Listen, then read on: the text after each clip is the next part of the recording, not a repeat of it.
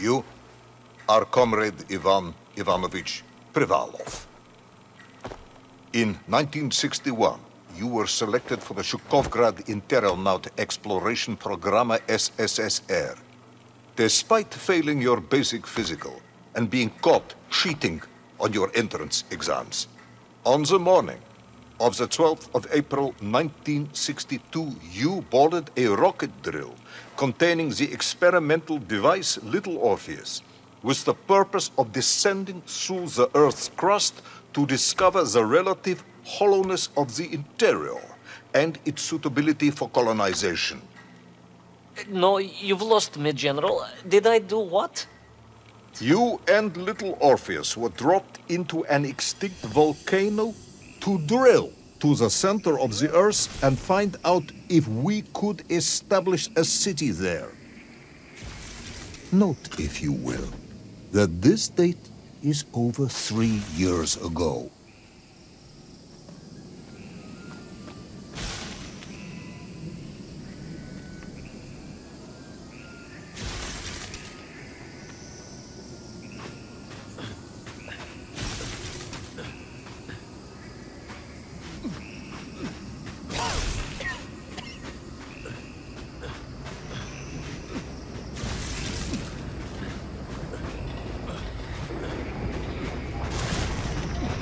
Ivan Ivanovich, can you describe Little Orpheus to me? Of course. It was large and round and had something of a disagreeable smell. I was referring to its technical specification.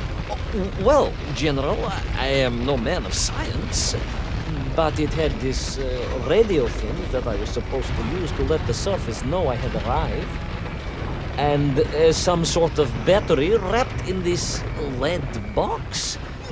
But I was told to not touch anything under any circumstances, and I did notice the engineers who worked on it were quite a shifty bunch.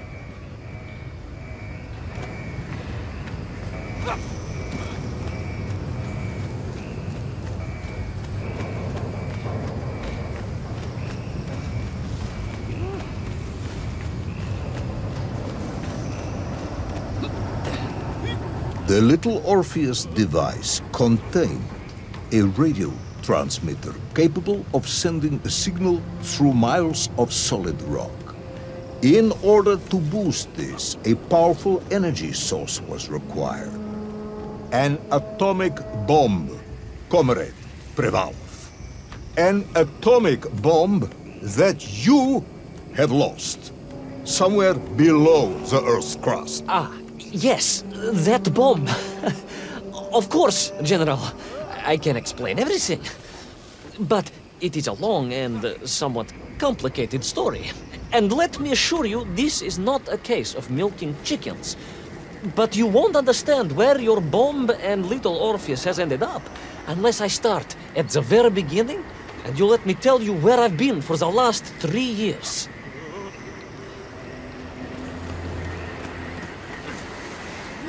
From the beginning, then. But this had better be good. Good, General. It's more than good.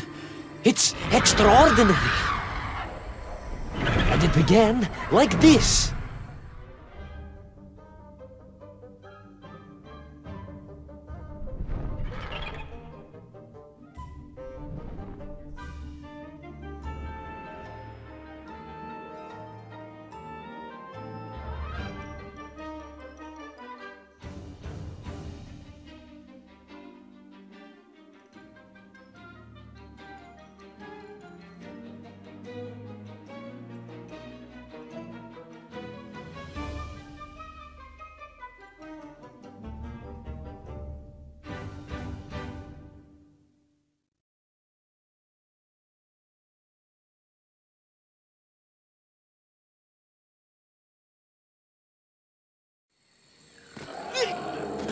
An extraordinary sight.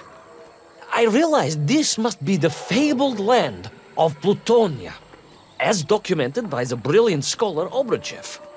A trail of destruction, carved by the rocket drill, led down into the wild and mysterious jungle. The rocket drill itself must have snapped in half somewhere below Kamchatka, and little Orpheus bounced out and became lost in that prehistoric forest. If I was ever to get home, my mission was clear: to find little Orpheus.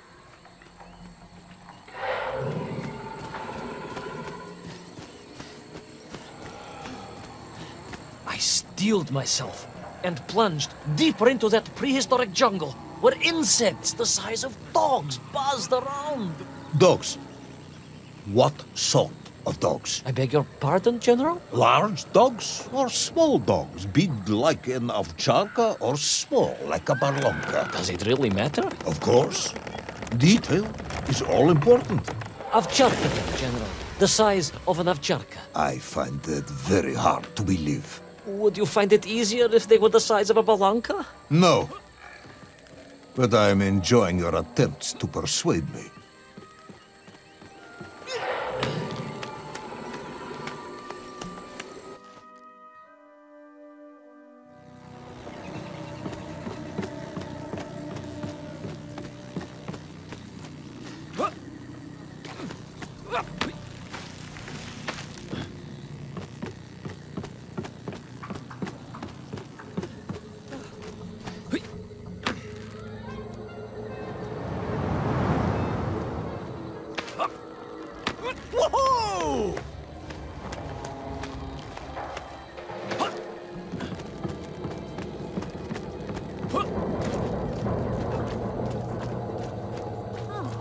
Another part of the rocket drill. But still no sign of little Orpheus.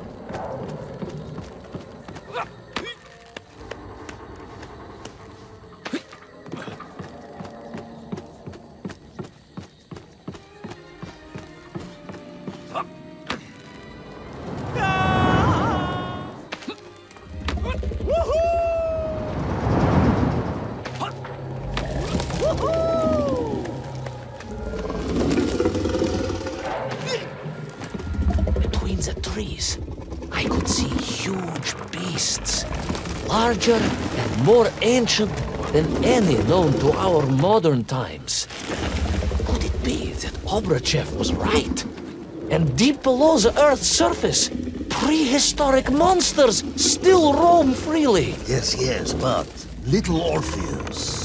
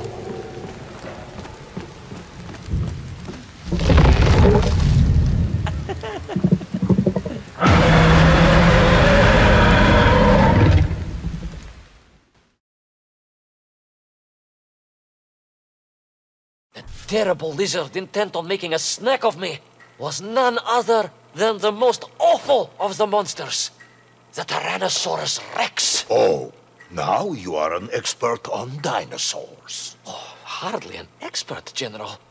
Just educated by the best schools in the world, like all good socialists. And I remembered one crucial thing. I'm listening. Well, its greed is without bottom, its hunger is ferocious, but its brain is absolutely tiny. So, it can roar and roar as much as it likes, but it will never be a match for the sharpened mind of the good Soviet worker. All I needed was a plan to outwit the monster.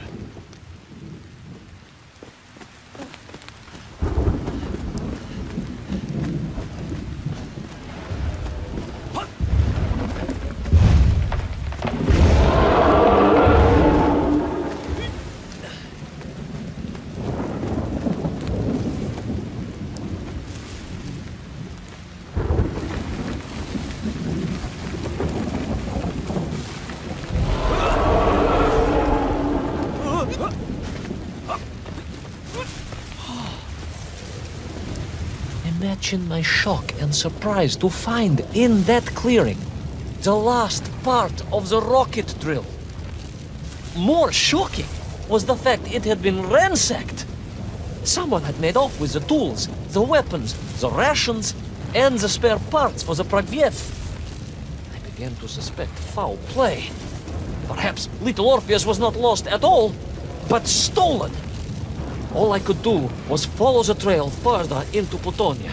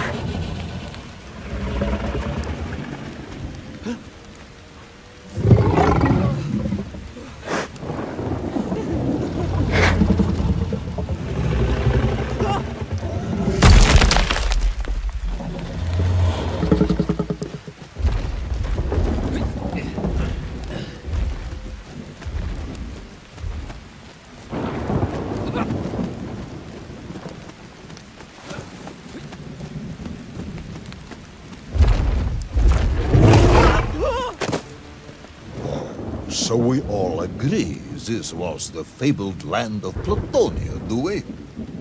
I don't remember accepting that. I will admit it might not have been Plutonia if you are prepared to accept the dinosaur. This isn't a negotiation, Ivan Ivanovich. General, you can disagree all you like, but there's very little you can do to persuade me it wasn't a dinosaur. I might not be able to persuade you, but I can always have you shot.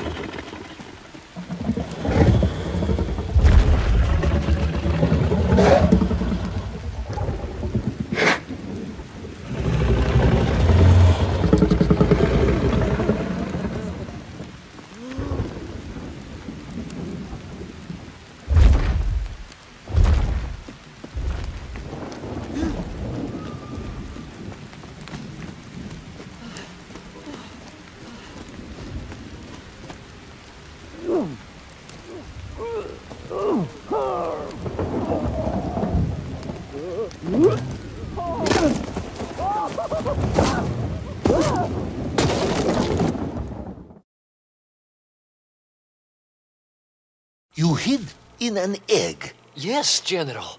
I hid in an egg. I am glad to hear your military training was not wasted. If only I had a single legion of men as brave and ingenious as you, with only 100 men equipped with eggs to hide in, we could roll across Europe in a day. General, are you mocking me? You are as sharp as you are brave, Tavarish.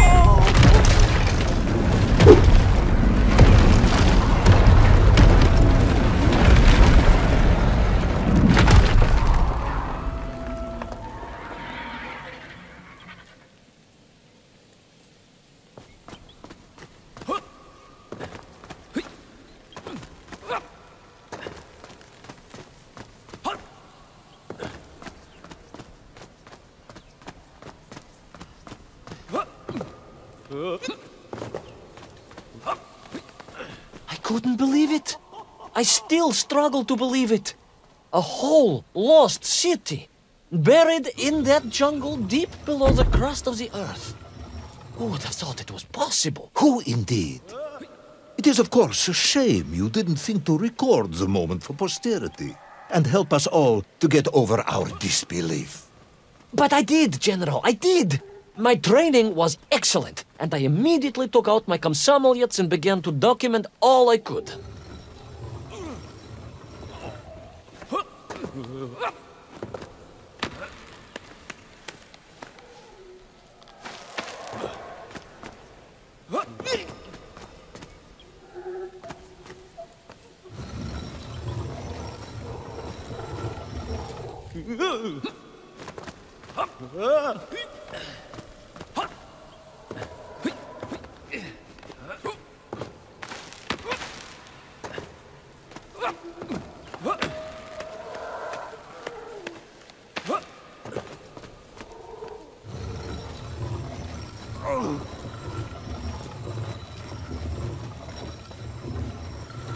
So, where is this camera now, then? Ah, General, yes. What, of course, I meant to say was my training was excellent, and I immediately reached for for my camera, only to realize it must have been torn from my utility belt in the crash and lost forever in that forgotten jungle.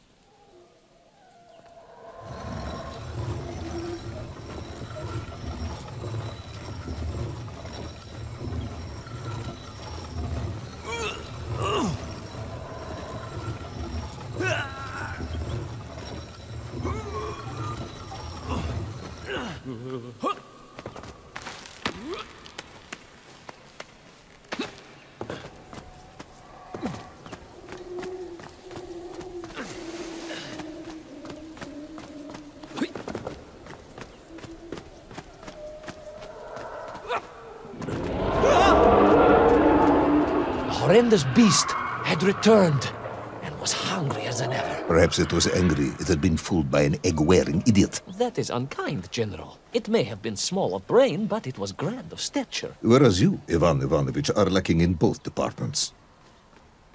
Presuming there were no more eggs to hide in, did you have a new plan? I did, General.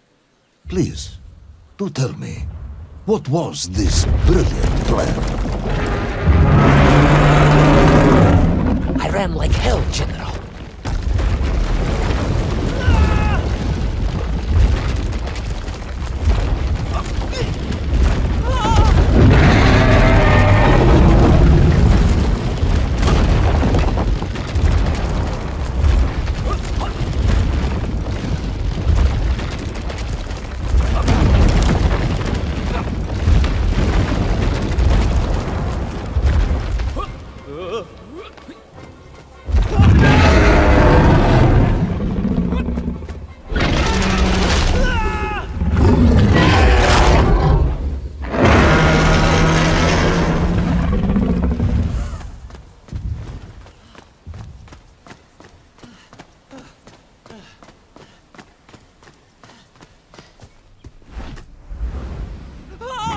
Will our intrepid yet doomed hero survive the jaws of the ferocious dinosaur?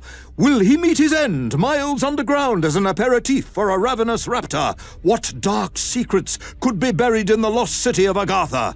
Will the general ever discover the location of his lost bomb? All of these questions and more will be answered in the next exciting episode of Little Orpheus!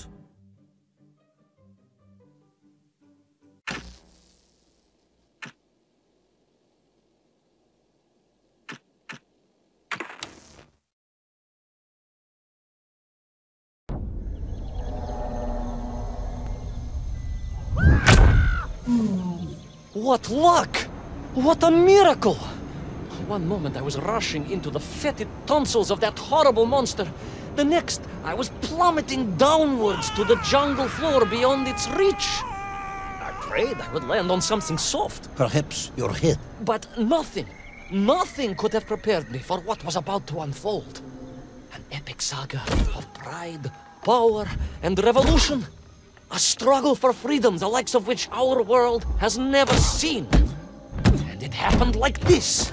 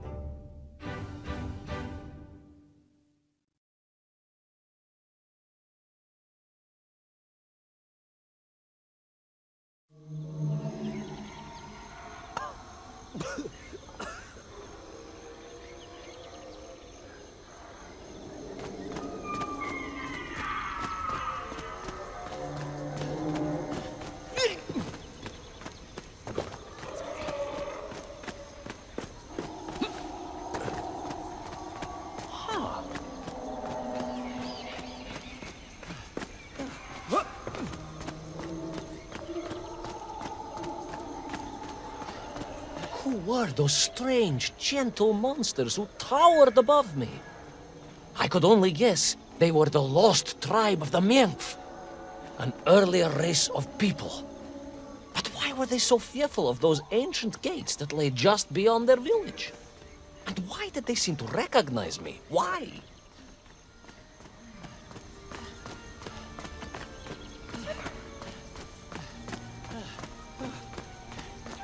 Yes, I'm also wondering why. No, a как же, General? Who was I to question such things? Trapped as I was deep underground.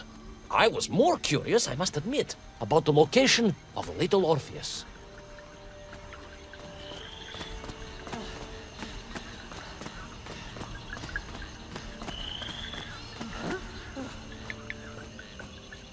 Сюда.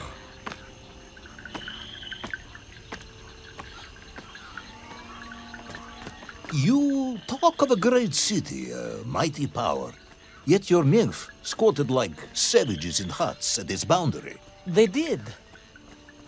And the answer to that mystery lay beyond my grasp at that point. Because it was a wonder, it truly was.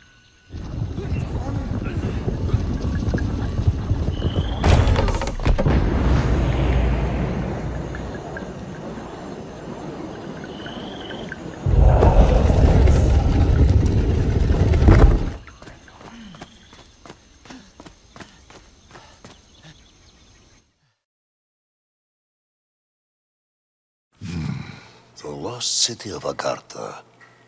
I hope I may one day see it myself. Oh, General, if only you could. Unfortunately, as I shall explain, should you seek Agartha now, you wouldn't find it. It has been utterly destroyed.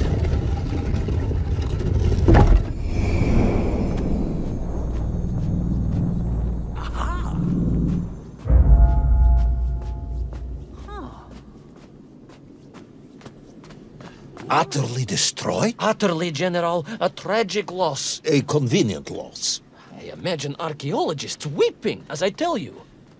But most importantly, before we continue, you must understand one crucial fact about its destruction. Which is? It wasn't my fault.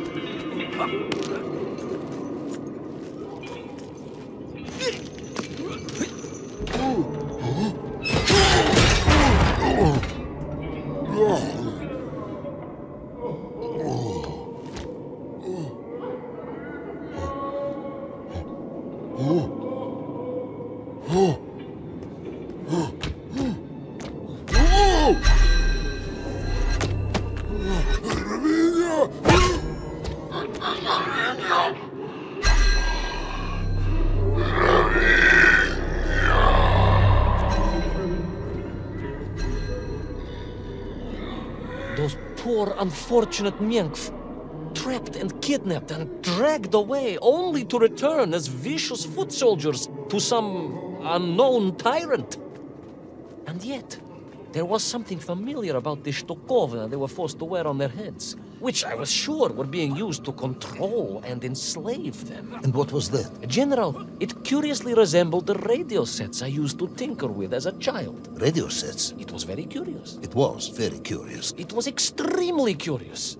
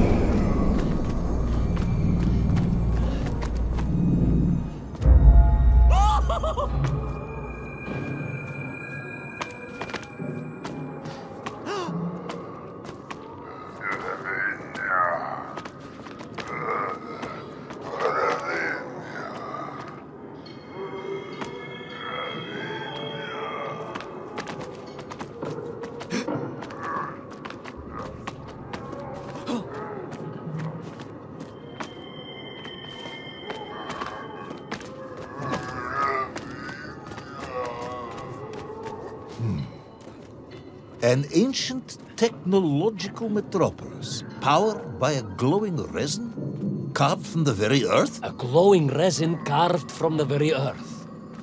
Do you see, General? I fear you are about to enlighten me.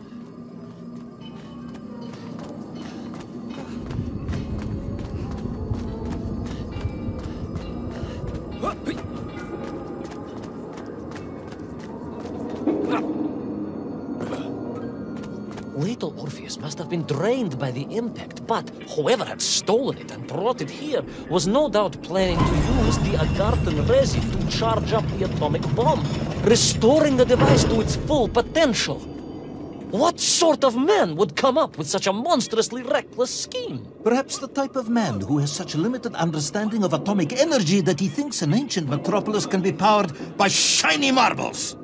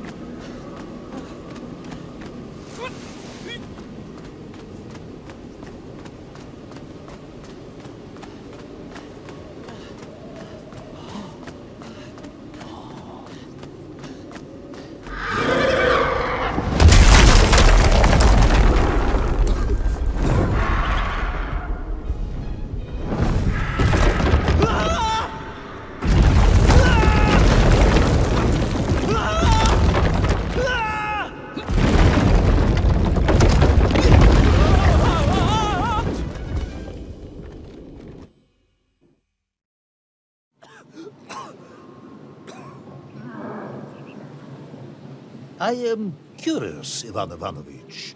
You talk and talk about this great subterranean city.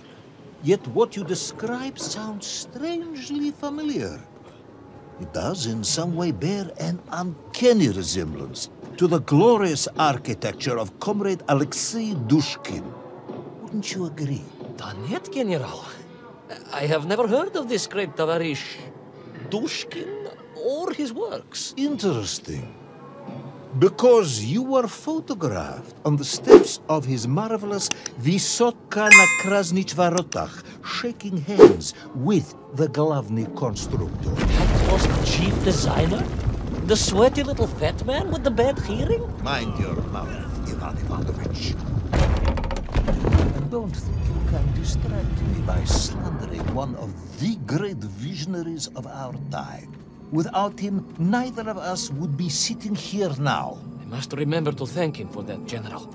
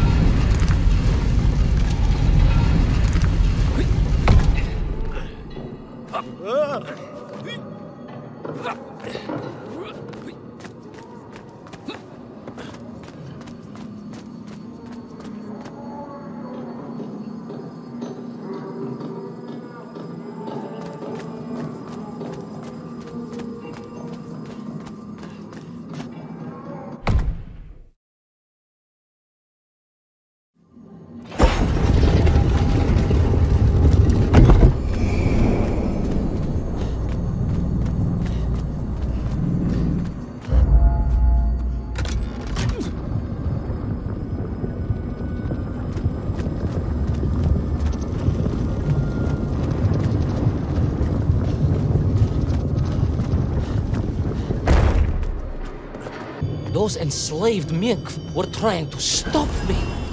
I was sure of that now. I find myself sympathizing with them, I must admit. No, General, then I have failed to win you over. Uh-huh. A point of agreement at last.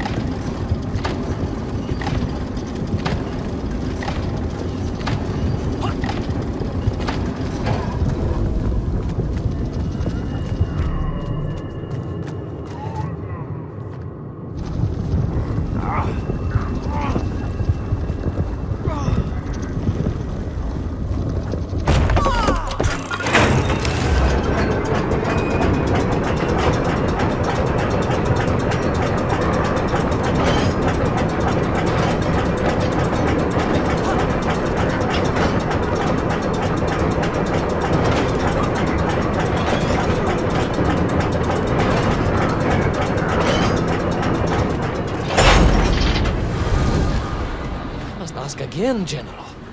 Are you mocking me? That would be unprofessional, comrade. I will try harder to convince you then.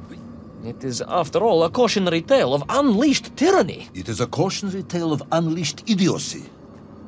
But please, do continue.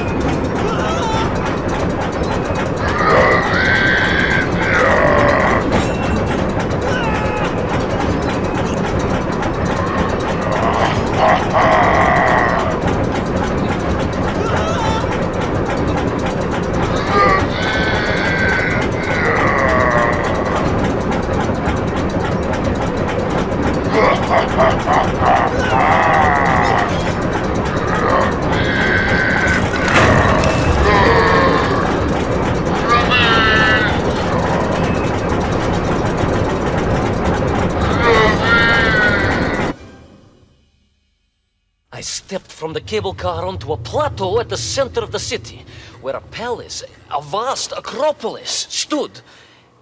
I was reminded of Chelyabinsk Sorok. May I ask how you know of Chelyabinsk Sorok?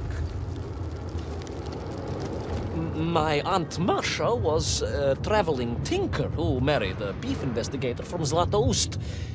She told me of a secret but wonderful city in the west. An edifice of sheer power, humbly serving the will and needs of the people. Yes, unfortunately, that story didn't end so well. No. That's what Auntie Marcia told me. And perhaps that is why I was also reminded of it. Because the moment I touched the floor in that place, I could tell something was very, very wrong.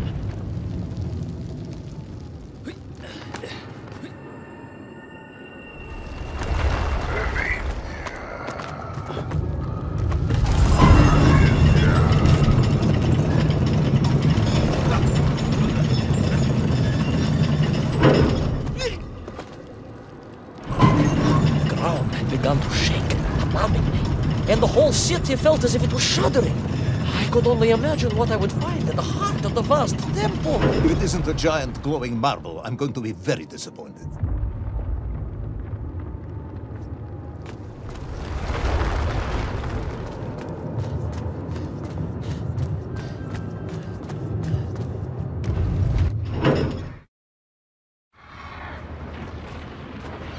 A huge resin sphere that overshadowed all of the others. I caught glimpses through the twisted architecture. And it was then I saw him. Him? The thief, the enslaver, the tyrant, sucking the power from this wondrous city as he drained the very lifeblood of the ancient civilization and drew it into the atomic embrace of little Orpheus. With a song in my heart, I raced onwards to stop him.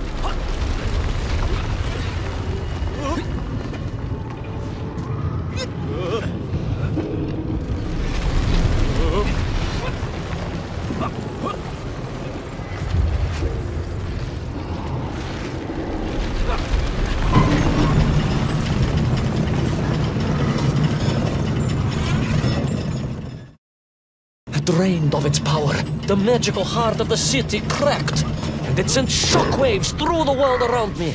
A true monster, General, willing to bring down the mountain itself upon Agartha and bury it forever in his ruthless scheme. I could not save that wondrous place, General, to my shame and regret. But I resolved myself to avenge the nymph, to recapture little Orpheus, and to bring that tyrant to justice.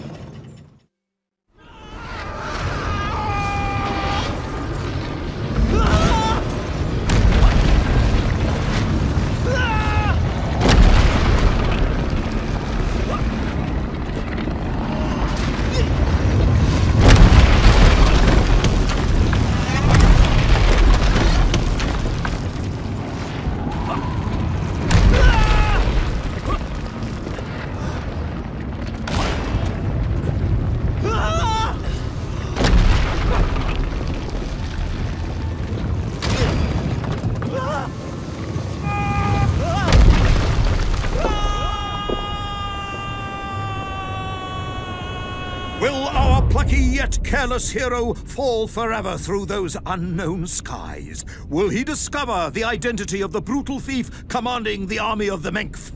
What chance does he have of ever returning to his beloved homeland? How long can the general's patience last? All of these questions and more will definitely be answered in the next exciting episode of Little Orpheus!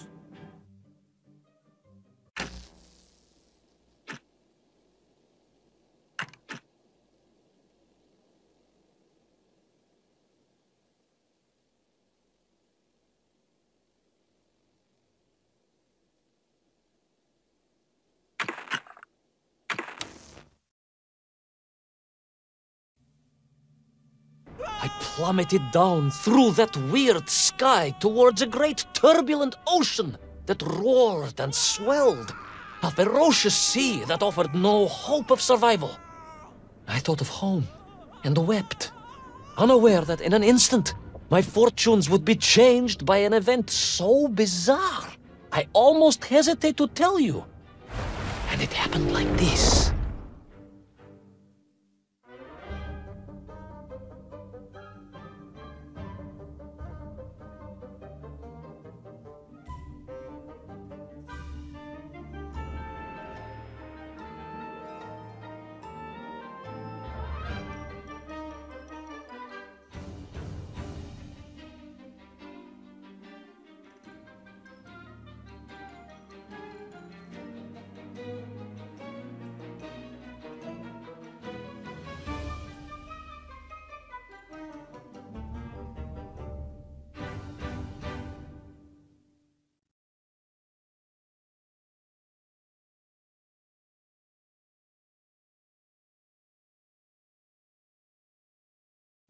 A giant whale? It was huge, General. You were swallowed by a giant whale. Yes, General. You look remarkably well for a man who was swallowed by a whale. I am blessed with a strong constitution, General.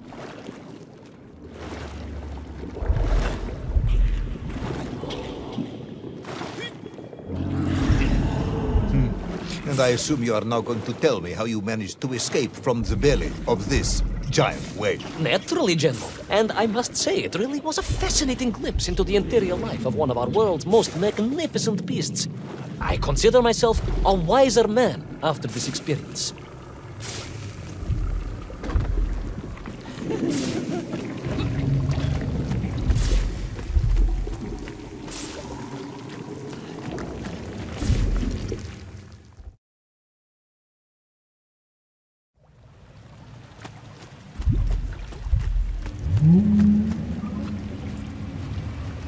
It was an extraordinary place, General.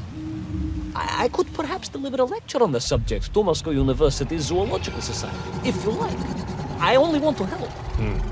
The Moscow University Zoological Society has, I suspect, better things to do than listen to the ramblings of a man who claims he was swallowed by a whale.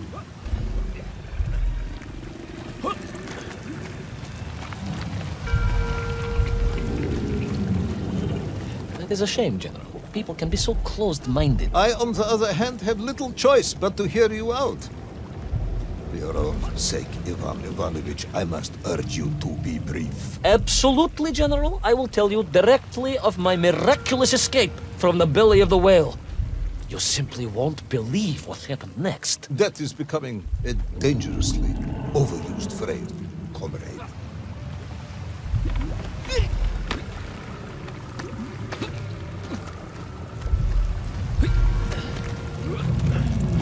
And so I found myself deep within the whale's organs. A strangely beautiful place. A sort of fleshy wonderland. A glade of polyps and globules. A landscape as awe-inspiring in its way as the forests and mountains of Altai.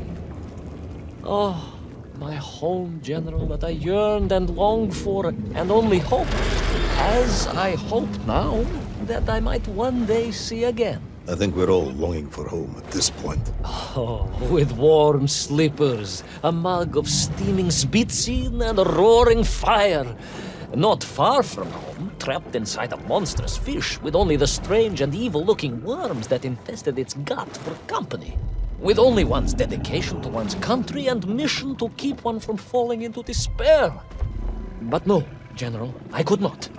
I had to escape, to find little Orpheus and my way back to the surface and home.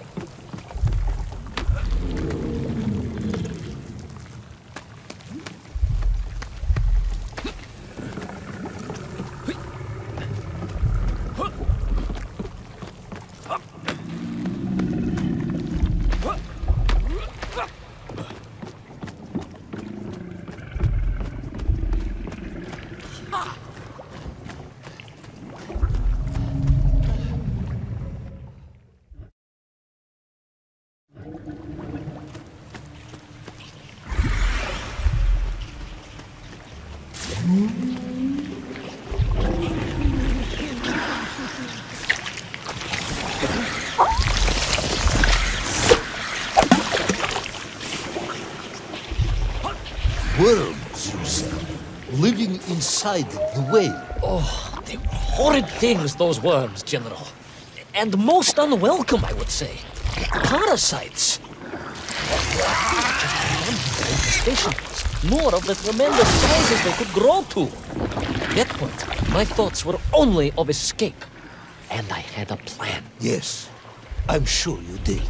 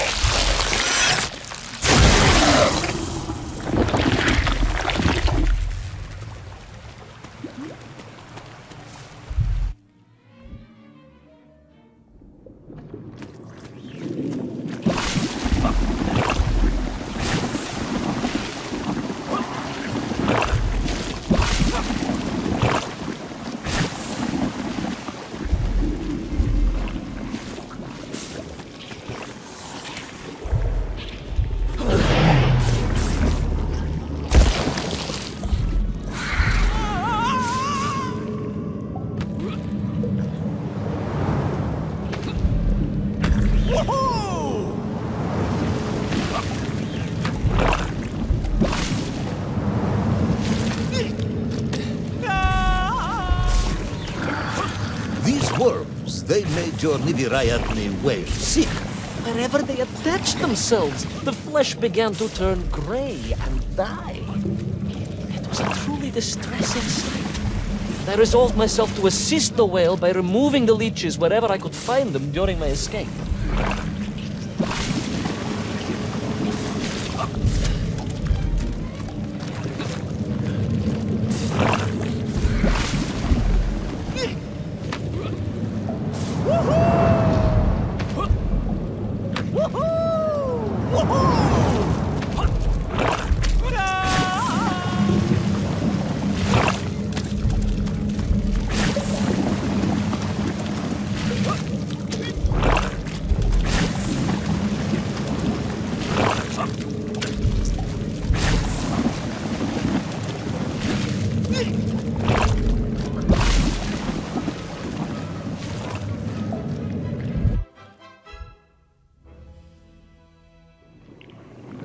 In my mind, it was a simple plan, General. I would climb up through the whale's throat into its mouth, then wait until it opened it to feed and swim out. Ah, yes. Brilliant, Ivan Ivanovich. Only one or two minor flaws with it. For example, did it not occur to you that the whale will likely be deep underwater when it ate? Bravo, General. But I am a strong swimmer. As a child, my parents would take us to holiday near Irkutsk, where we took constitutionals in the waters of Lake Baikal. In fact, my mother often called me her маленький морской котик.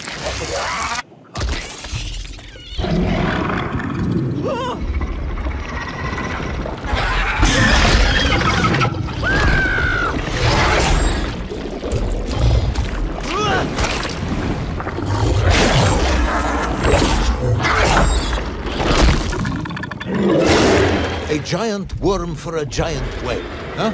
At the risk of repeating myself, it was huge, General.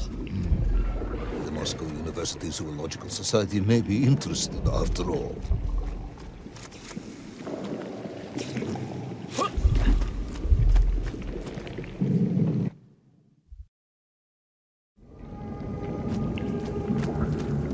Let us take a moment, Ivan Ivanovich. Your ridiculous plan to escape through the mouth of the whale failing, you would now have me believe you had embarked on some misguided crusade to free it of the worm infestation. To what end, exactly? When one suffers, we all suffer, General.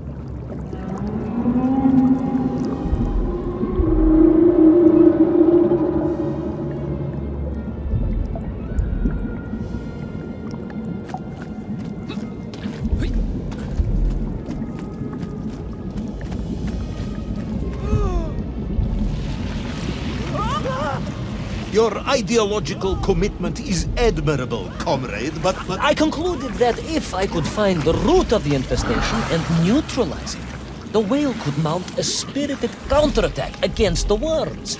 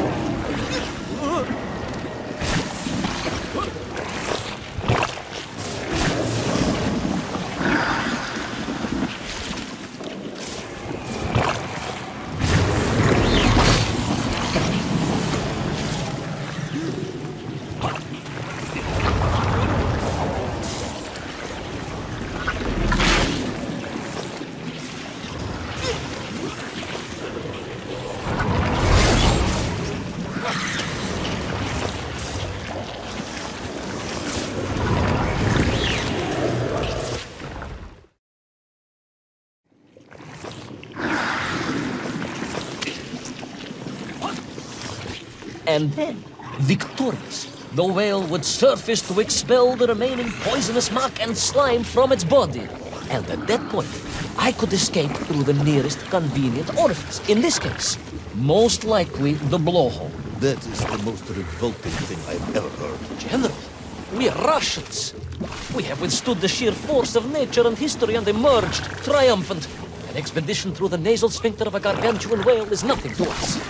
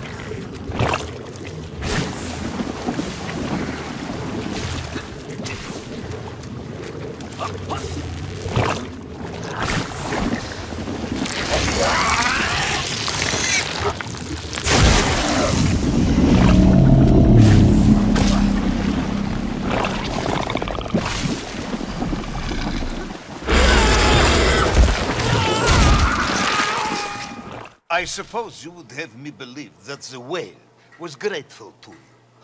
Well, General, that would be presumptuous. I doubt it was even aware of my presence. But I had more immediate problems. For if the whale might have been relieved by my actions, the worms were enraged. Worms do... Furious. Worms Incandescent. do not feel... Violently indignant. emotions. Demented, General. Deranged. Enough!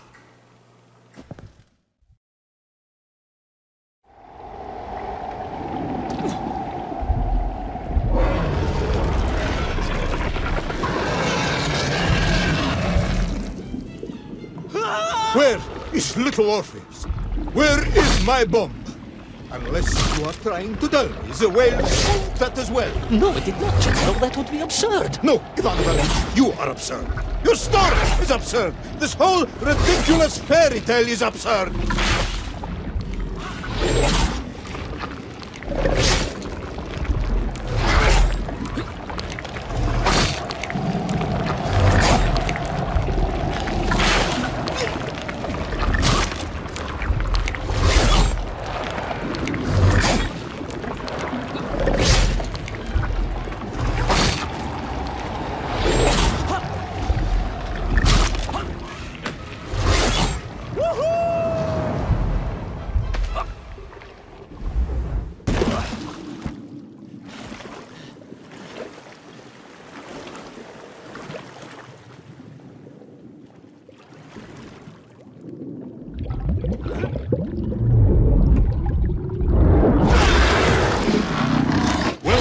Brave yet foolhardy hero escape the furious worm?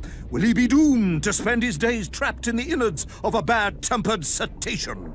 Where is the whale swimming to in such a rush, and what will it do when it gets there? Is the general about to lose his temper and order the cosmonaut shot? All of these questions and more must surely be answered in the next exciting episode of Little Orpheus!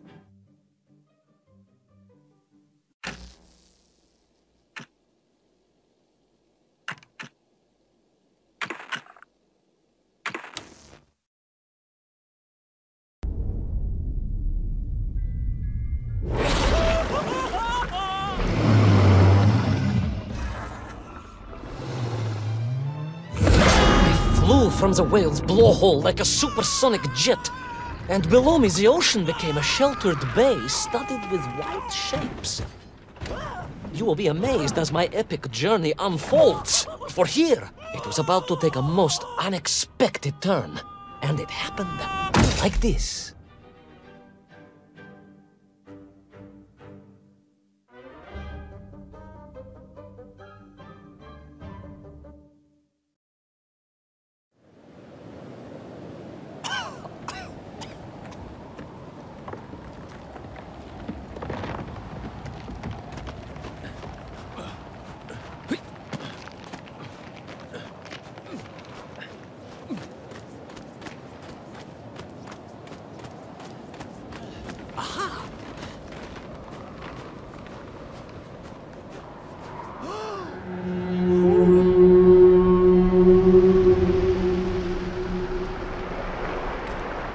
A beautiful but deadly wasteland. Freezing cold, brutally chilling, enough to kill a man in hours. Yet here you are. Indeed, General. An impoverished childhood playing in the streets of Omsk during those bitter winters had made me hardy. I thought you said you grew up in Altai. Ah, General, the life of a poor toy maker's family. We had to move from place to place just to find work.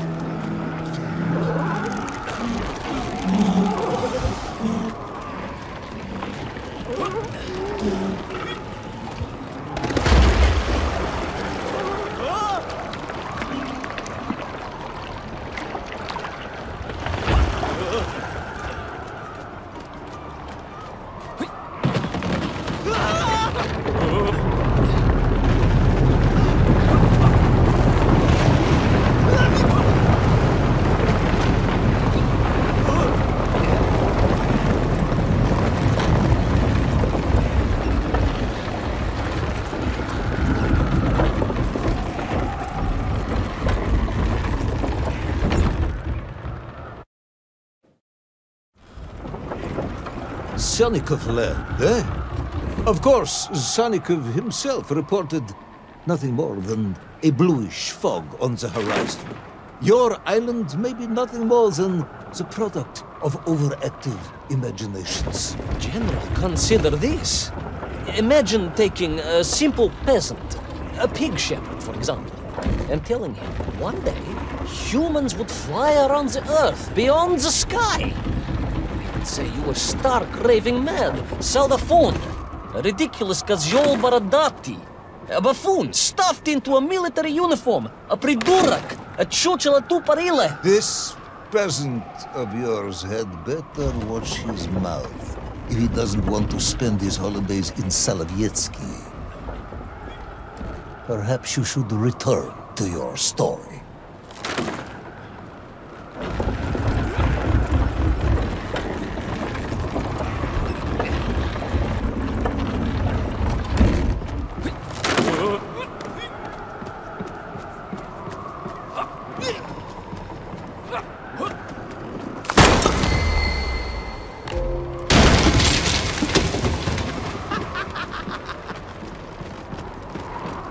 There in the cliff, I could not believe it. A hairy elephant, trapped and frozen in the ice. A mammoth? No, General, a hairy elephant. Who would think such a thing could be?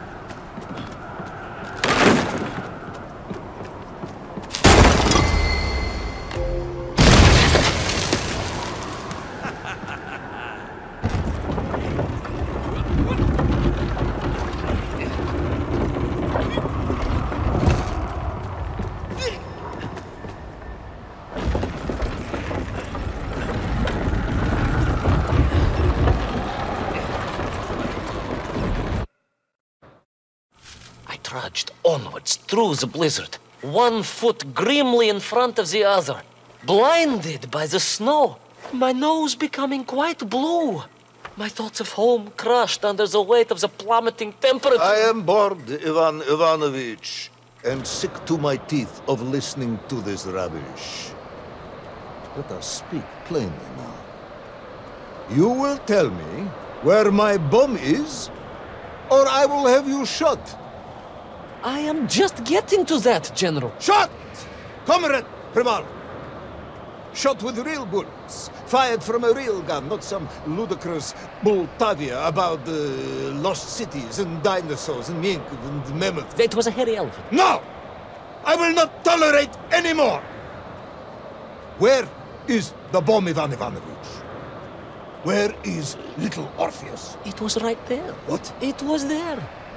At least I realized it must be. Where? There? On Sunnycove land? Yes, General. Because as the storm began to clear, I realized with a strange excitement and trepidation that I was not alone on Sunnycove land.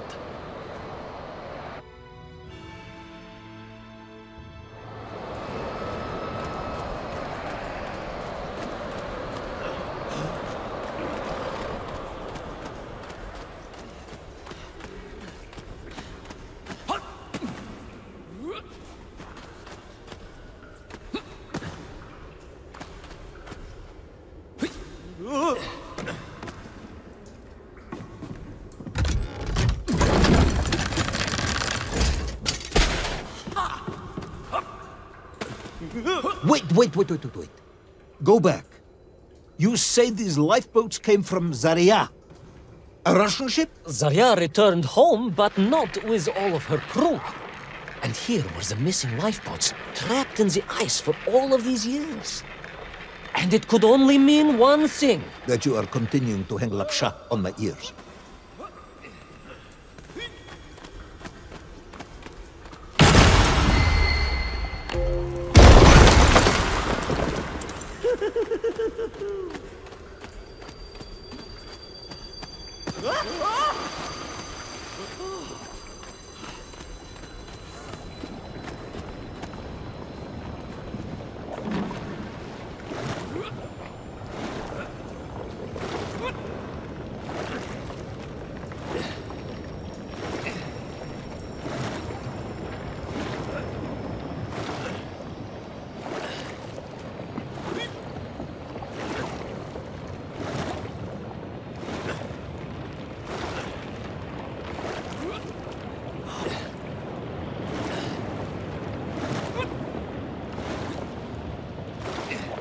Baron Edward von Toll.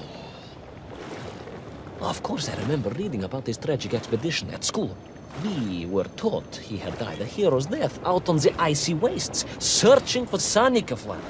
Yet what if, in doing so, he had sailed accidentally into the interior, deep below the crust of the world? A fellow citizen of the surface. I had to try and find him.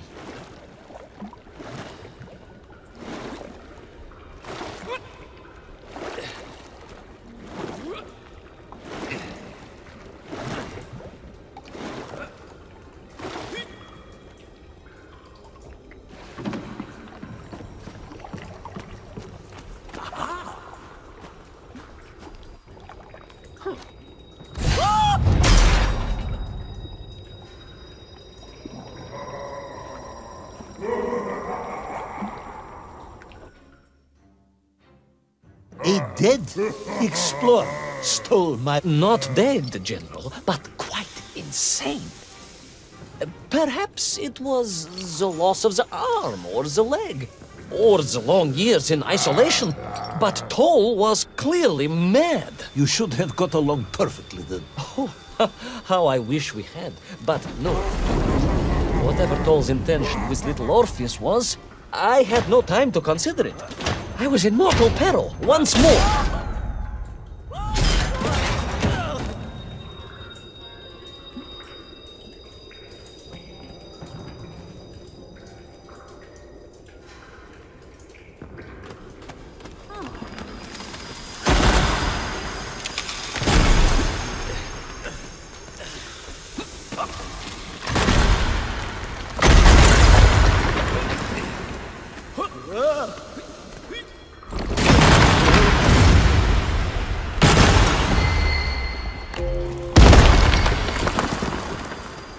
So,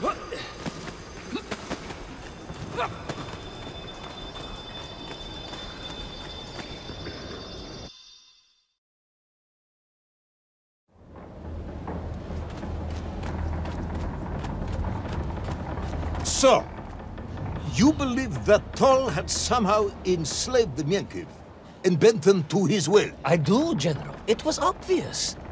Why else would they serve him? And how else could they be so different from their free comrades? These odd helmets they wore, it was the science of our times. No doubt about it. Although fused with some strange crystal technology I could not recognize. To be honest with you, it didn't seem appropriate to stop and ask them.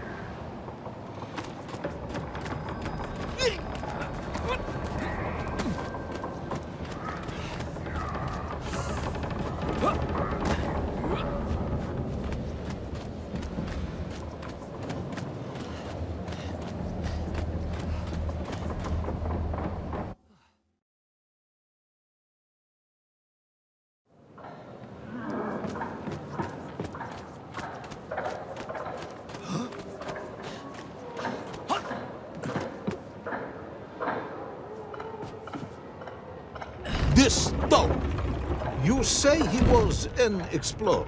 Yes, General, he was. He vanished some 60 years ago. I remember the story well. And you say he stole little Orpheus? To get home, General, to get home. I think he must have thought he could use the atomic bomb to blast his way back to the surface. Brilliant, Ivan Ivanovich! And you expect me to believe that 100-year-old madman not only survived below the Earth's crust, but enslaved his Menkiv, explored the lost worlds, and discovered the secrets of atomic power, all by himself? A Tsarist general. An imperialist. No doubt harking back to the terrible days before the Great Revolution. And Estonian. Estonian? Estonian, General.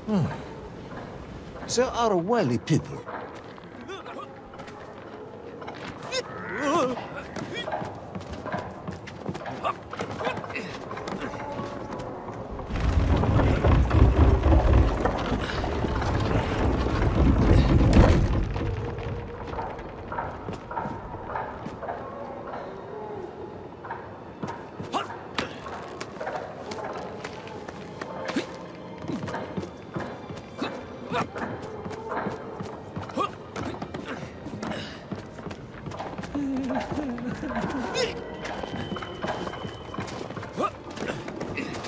The slave mines stretched away into the distance. And I sometimes wondered if I would ever find my way out. But I never gave up, General. Of course you didn't. You are a hero, Ivan Ivanovich. No, General. No. I am no hero. I am a simple toymaker's son from Tomsk. Omsk? General? Omsk. You said Tomsk. I said Omsk. You said Tomsk.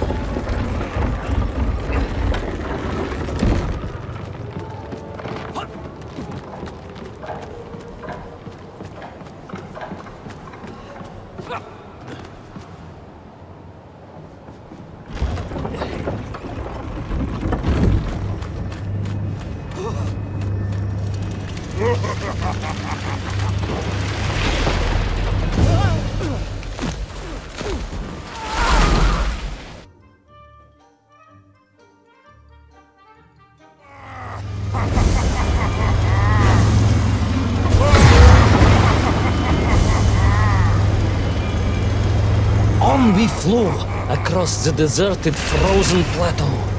I was single-handed in my pursuit, dogged in my determination.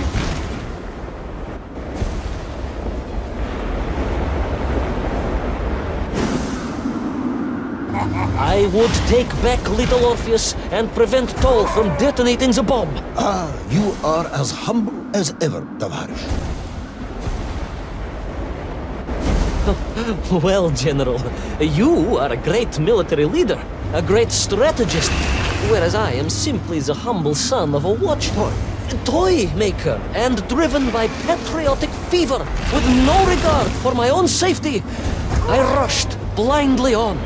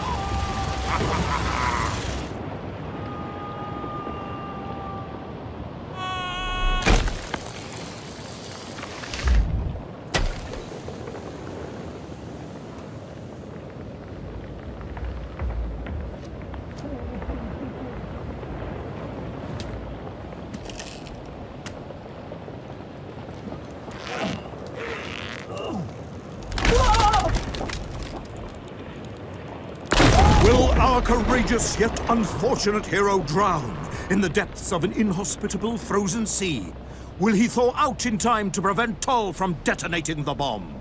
Will the general holiday in Omsk next year? Or Tomsk? Or perhaps both? What exactly is the difference between a mammoth and a hairy elephant? All of these questions and more should almost certainly be answered in the next exciting episode of Little Orpheus!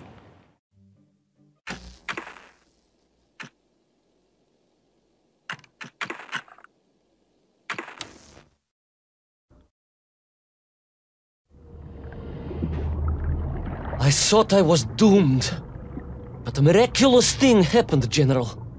I could breathe. It must have been the helmet that was jammed onto my head. It was a strange and remarkable thing. Some might almost say beyond belief. A narrow-minded fool may indeed, General, but of course you are no Durak.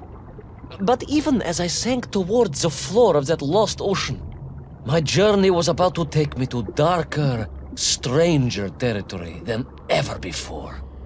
And it happened like this.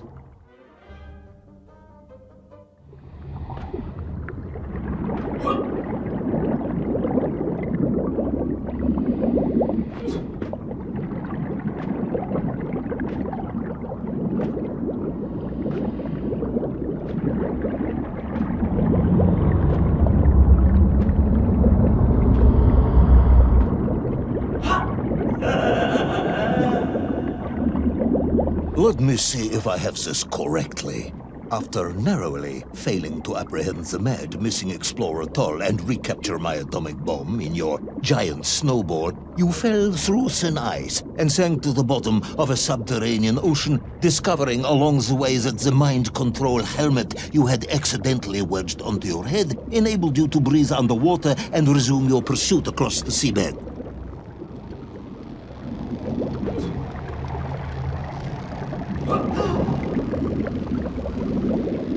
General, you seem perplexed. Perplexed? Perplexed is that the keys to my house are not where I left them. Perplexed is the fact my dog will not eat cheese like other dogs. No, Ivan Ivanovich, I am not perplexed.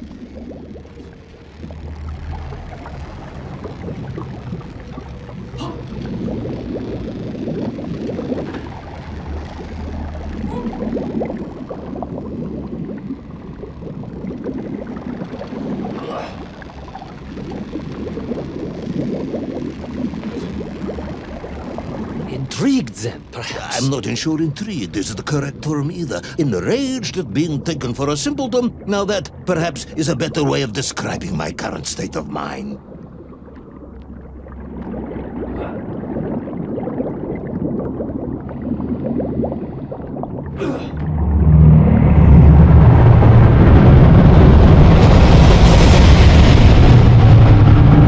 That is unfortunate, General. Once again, Comrade Privalov, I must correct you. Unfortunate is losing one's car in a snowstorm. Unfortunate is booking opera tickets on your wife's birthday and getting the date wrong.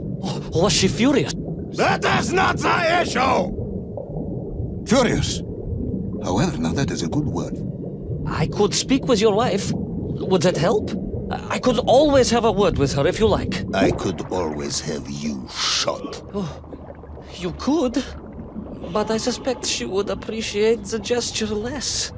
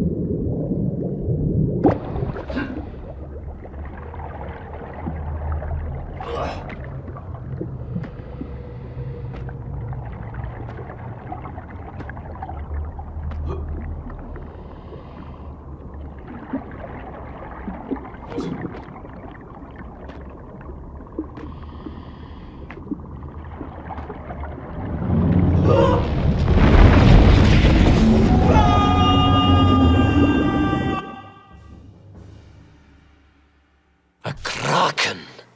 A vast monster of the sea. A giant, humongous, many-armed electrical destroyer of ships and cities. Electrical? Electricity flowed along its horrible body, sparking and stunning all it touched, flowing like deadly rivers along its awful tentacles.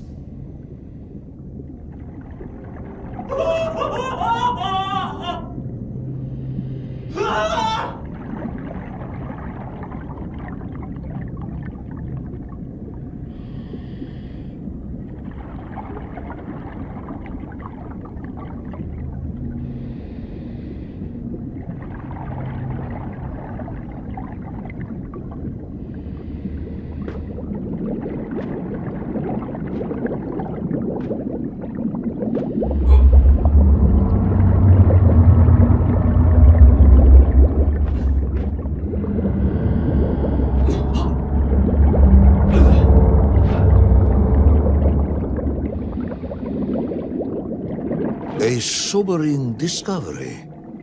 Are you suggesting that the vessel simply wandered off course and sank here? That seems unlikely even by your standards. No, General, I only wish that were true. The mighty ship showed terrible scars, signs of having been grappled and torn asunder by some huge and terrible adversary. It is indeed strange and curious. I am troubled by this discovery. Might you almost be perplexed, perhaps? Don't push your luck.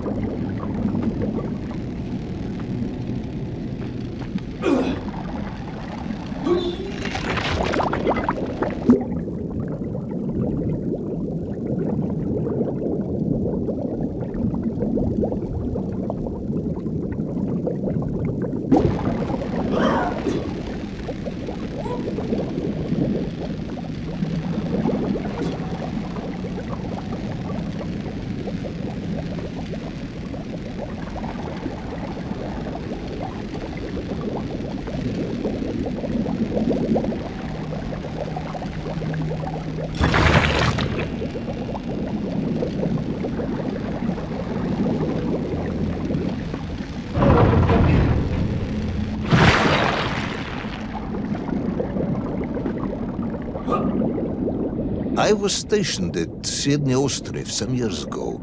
I am only too aware of how easy it is for the imagination to create monsters when one is exposed to lonely and dark places.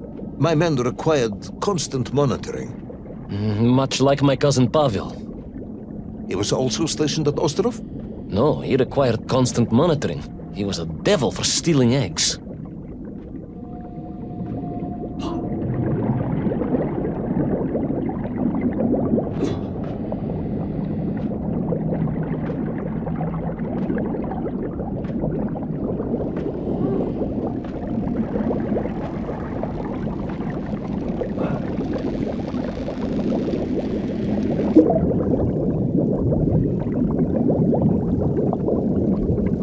I was referring to the fear that something is lurking in the darkness. Something strange, brutish, and ill-intentioned. Again, that sounds much like my cousin Pavel.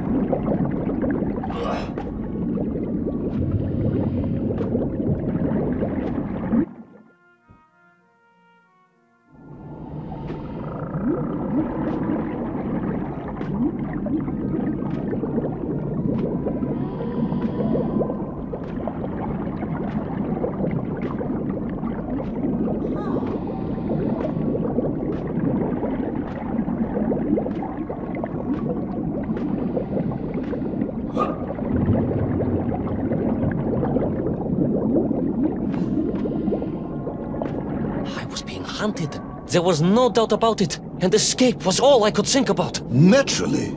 That and duty. Duty? Yes, General. After all, I had a bomb to recover from that villain Toll. How clever of you to remember that.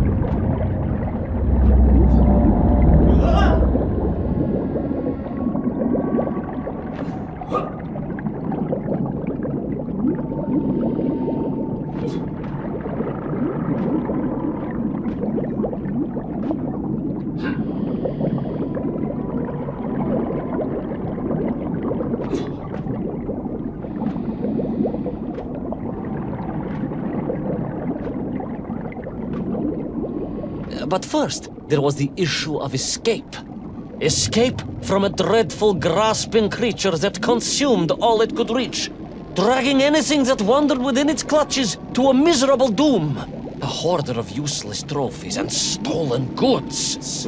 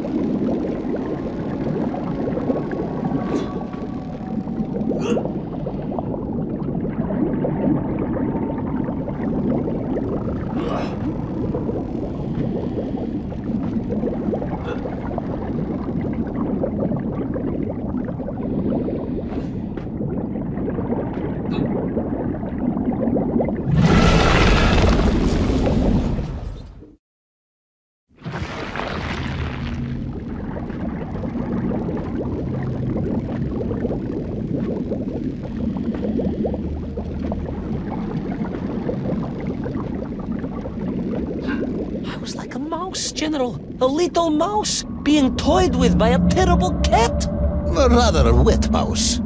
I was like a little underwater mouse. Being stalked by a giant rubbery electrical cat with 8 tentacles.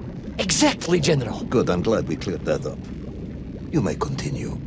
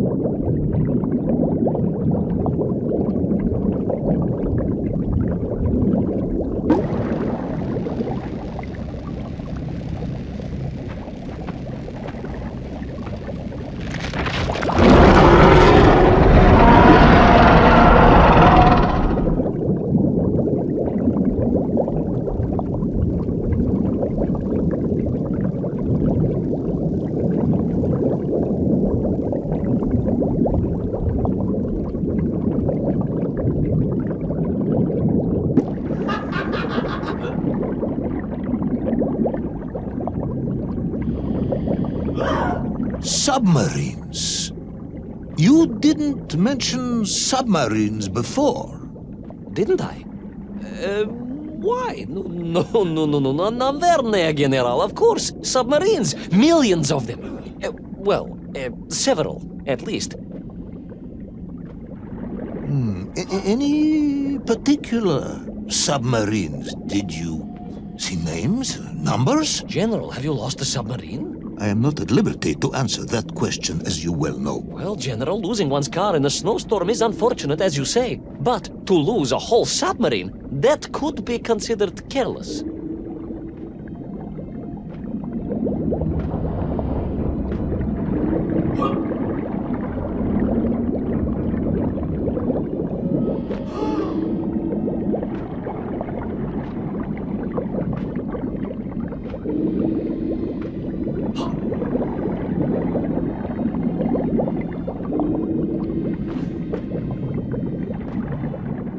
And you are certain it was M. de Vesci Pidishat. Well, that was painted on the hull, so I can only assume so.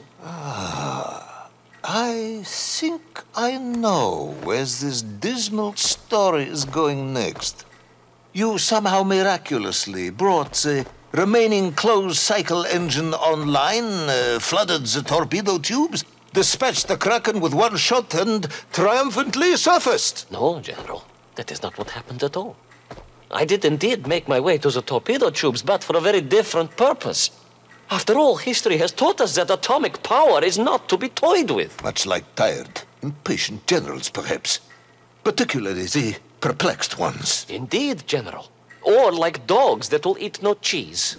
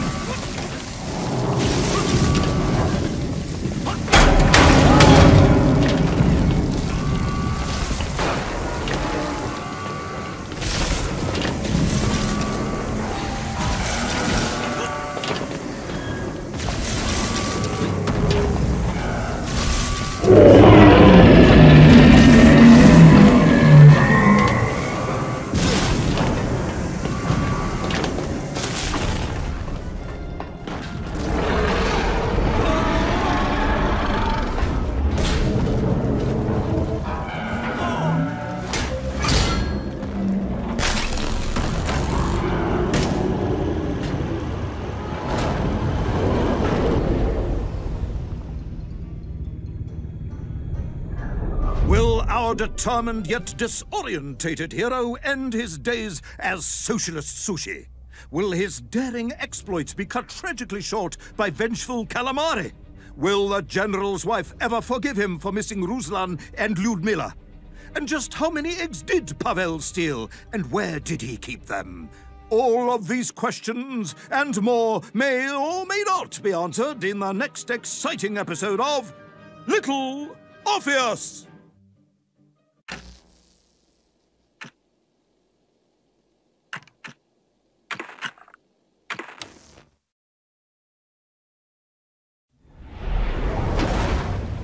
I was alive, General. Somehow, miraculously, I was alive.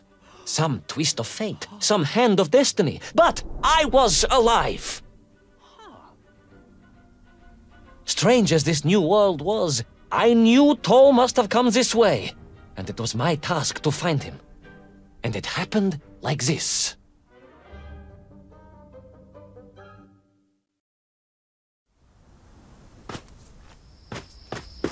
The sun beat down on me relentlessly.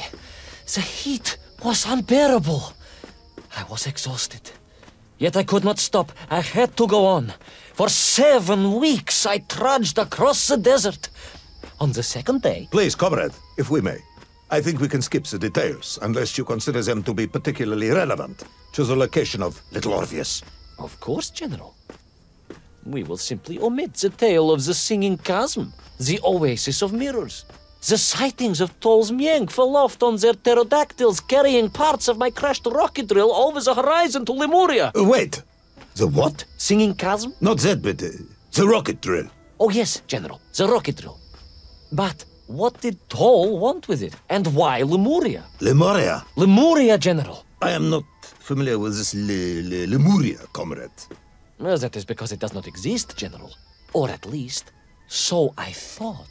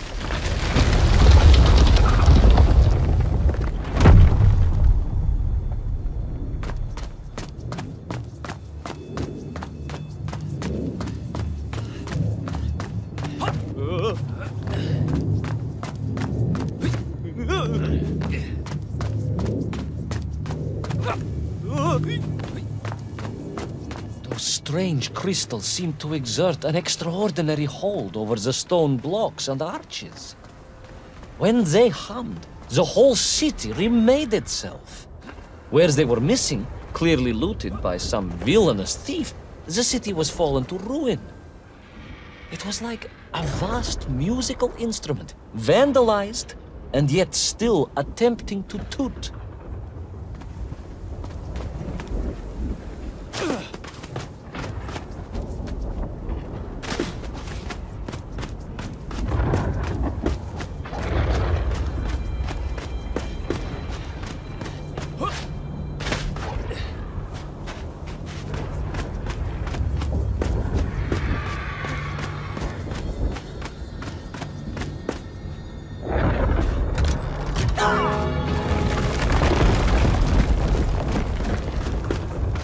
How poetic. I'm sure our engineers would be fascinated and baffled in equal measure. If the whole department hadn't been arrested for sedition last week, I would happily convey it to their skeptical ears. Sedition, General? Really? That is unfortunate news indeed. I am joking, comrade.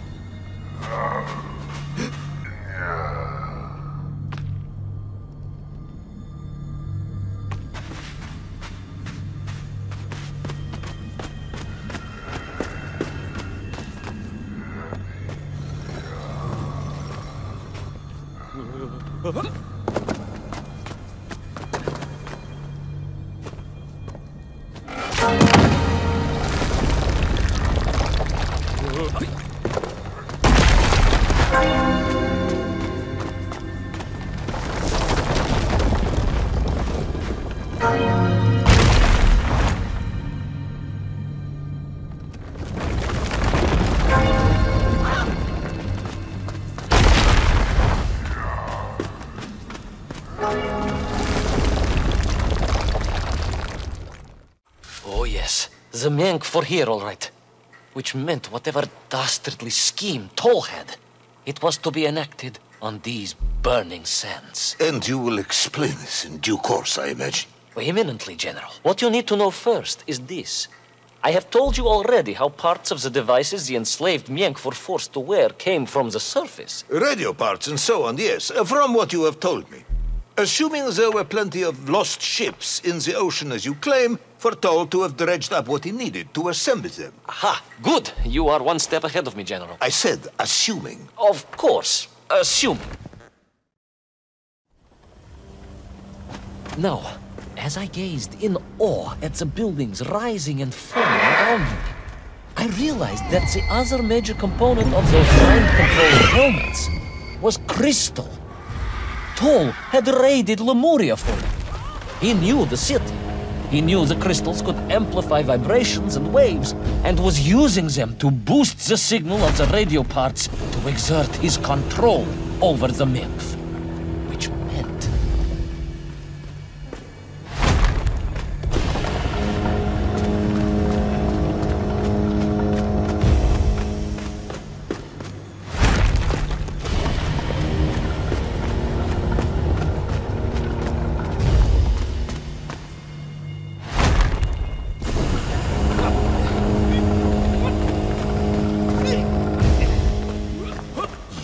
Imagine, General, what such amplification could achieve when fused to the finest atomic science our great Soviet civilization has produced.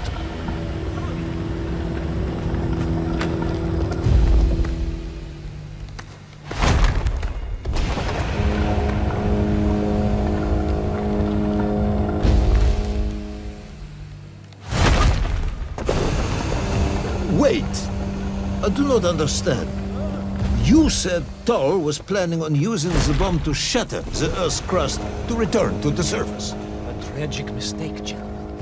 They had not recognized the extent of his mad ambitions.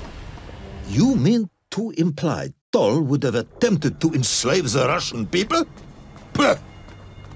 The will of the Soviet citizen is mighty and strong. To you, perhaps, as a trained warrior. But consider, perhaps instead, a humble son of a toy maker from Tomsk. Ah, yes. Perhaps we have our share of simpletons, after all.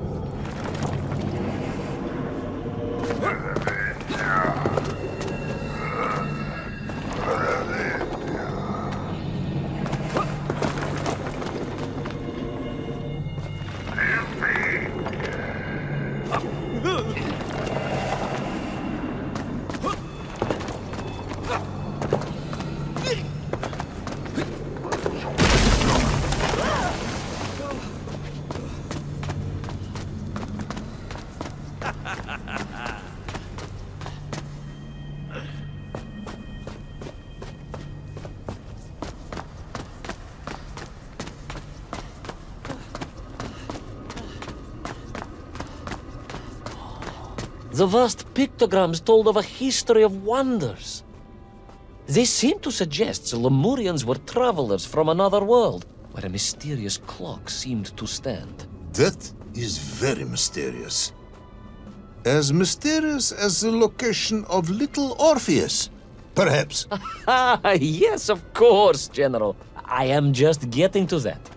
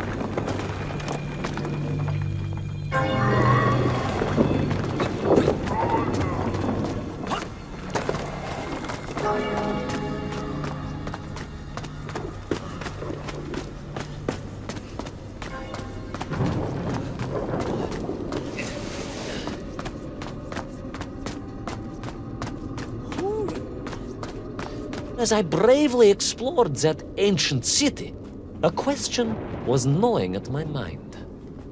What did it mean that the Lemurians had foreseen the coming of Tol? And who was the man from above that was celebrated as the savior of the Mength? It was almost as if they could read the future in their crystals.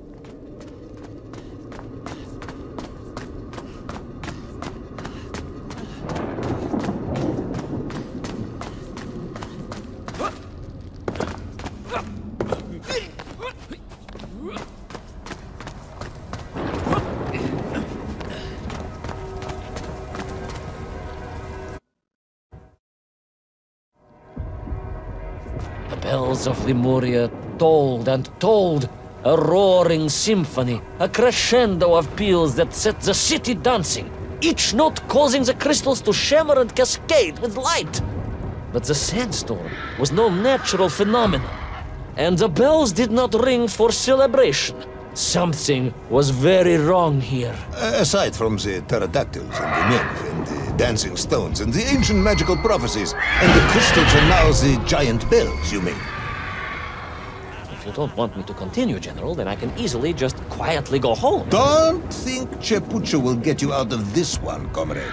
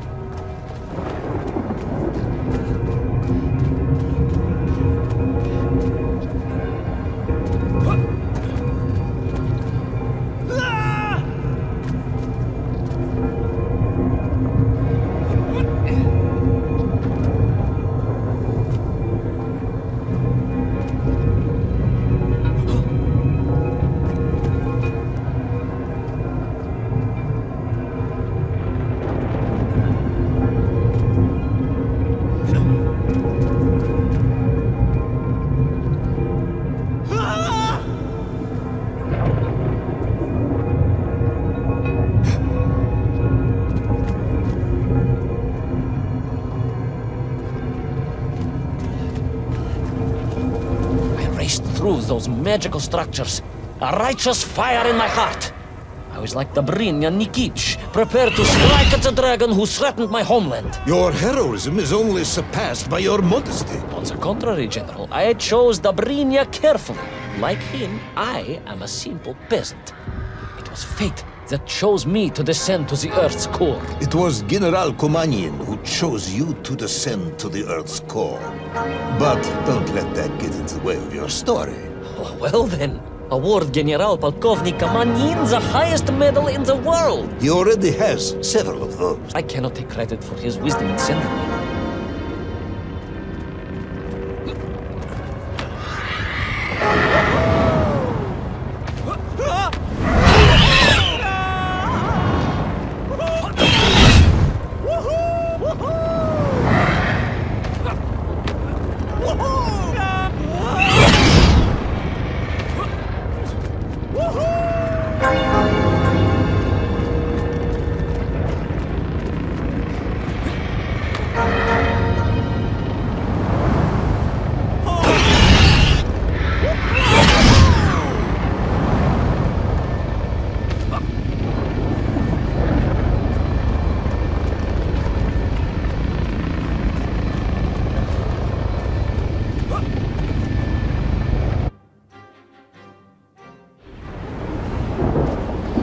Was once a rocket drill ship, built to burrow into the Earth, was now a mighty vessel, repurposed to blast off into the skies.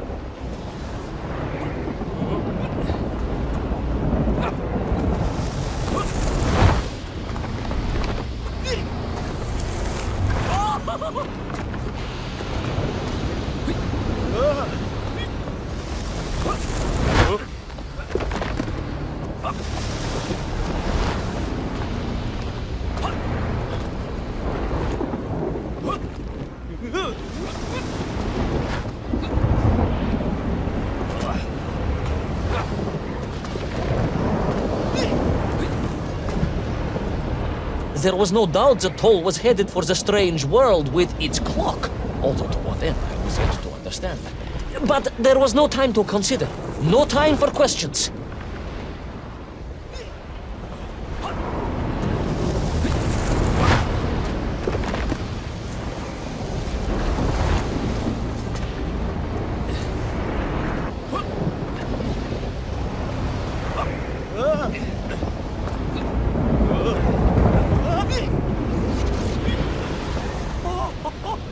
Toll was on the rocket. Little Orpheus was on the rocket. And wherever they were headed, I must head there too, to thwart his plans, recover my drill, and save the world!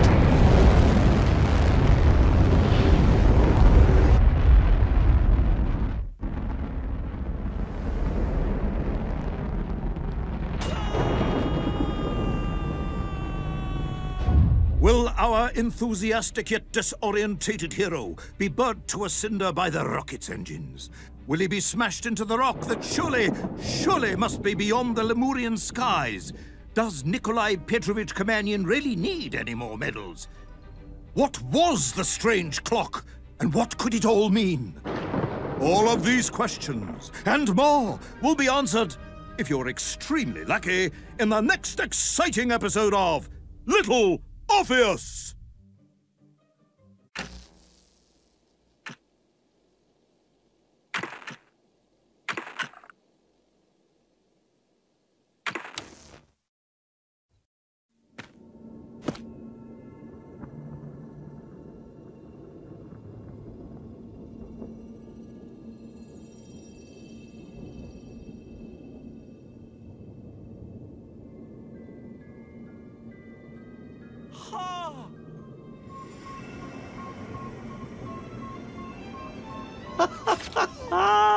Laika! Are you stark raving mad? It was Laika! I am sure of it! That spirited little dog saved me! Laika saved you in her little space machine. I believe the correct term is capsule, General. Don't push your luck any further, Ivan Ivanovich. I fear it might snap. Oh, my apologies, General. In my excitement to explain what I discovered on the far side of the Metacalaticus Interiors, I got carried away. And it happened like this.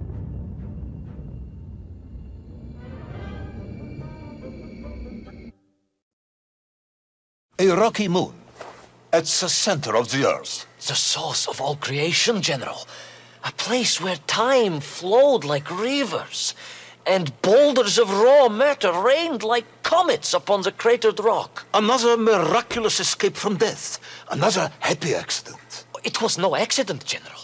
Laika took me there entirely deliberately. I'm sure of that. She continues to be a heroine and a savior and protector of our great nation.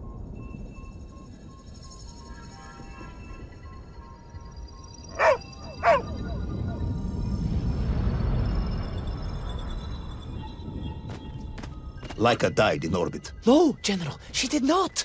She's very much alive and happy, and currently living several miles below our feet. Laika is dead, Ivan. She most certainly is not, General. This is the real world, Tavarish. A world where you did not go to the center of the earth, and Laika died in orbit. In my world, General, Laika is still alive. A better world, some may argue. Very well. I will live in your world for a while longer, but time is running out. Ah, yes, time, General. I was just coming to that. There in the distance it stood, enveloped in a mighty time storm. The world clock, General. The beating heart of all history. The axis mundi, the pillar of the world. Not enough to conquer Russia by drilling back to the surface with his magical mind-controlling atomic radio set, then. No, General. You see, what if he could fuse little Orpheus directly with the world clock? Then his message would radiate with every tick and every tock. He would not simply be the Tsar. He would be the Tsar of all time, the eternal tyrant. The literal incarnation of everything our glorious revolution stood to overthrow.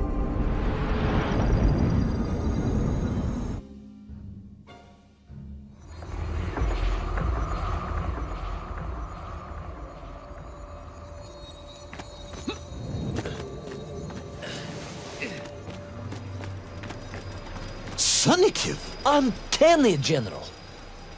But it was somehow different. I felt no cold. The waves were motionless. Indeed, it was as if I had stepped free of those rivers of time and stood on entirely motionless ground. And there in the distance... What? Debris from Tsarya and tall slave mines had washed up here. Almost as if I were meant to find it.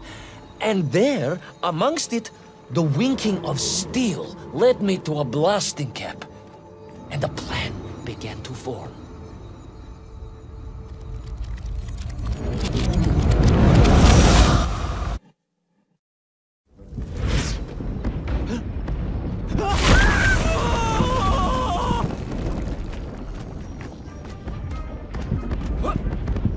The terrain was ferocious. Explosive eruptions of fire and heat. Thunderous emissions and lethal gases. Much like your cousin Pavel, perhaps, as a result of consuming all of those stolen eggs. Ah, General, you have been listening after all.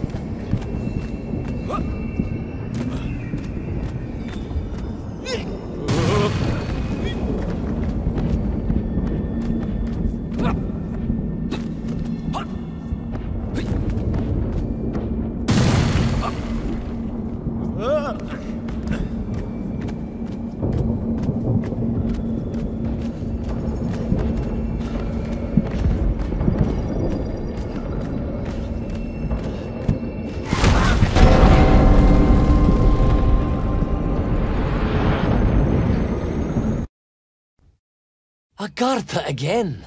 But why? You are stalling, comrade. The clock is ticking. Tick-tock, tick-tock. Of course. In a flash of inspiration, I understood. It was all wrong, you see, General. That we can agree on. We should never have gone to the center, because without little Orpheus, Toll could not have become the tyrant he had. The rocket drill was his means to reach the world clock, but it was little Orpheus that enabled him. And the time itself, the world clock itself, was determined to make matters right. With a little help from you, of course. Merely a simple pawn in a game played upon a cosmic scale, General.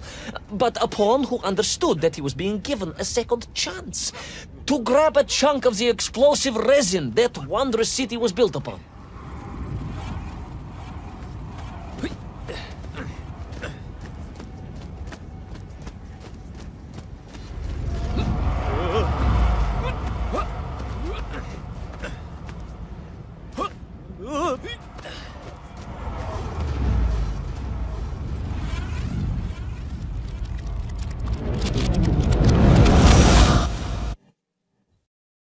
And I was back. The mighty river of time roared past me, carrying the weight of the whole of history with it. Even for you, this is a stretch. Our time is almost up. I have to submit my report within the hour. Time, General. Time was nearly up indeed. That ancient and magical river that carried me along was surely moving inevitably towards some kind of end.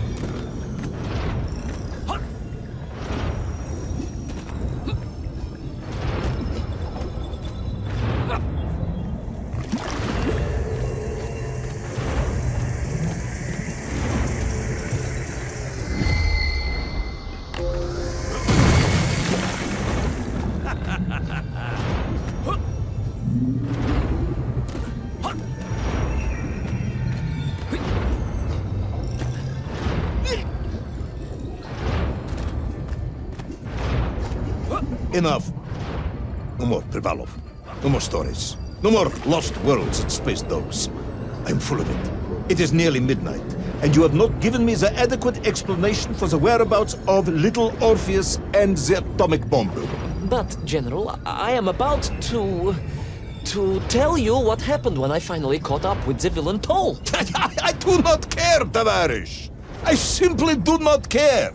You have worn me down, and it is time to call a halt to this. I bear you no malice, comrade. In many ways, I admire you, but time is running out. Yes, General, yes. Time. Because it was time itself that suddenly appeared to be on my side.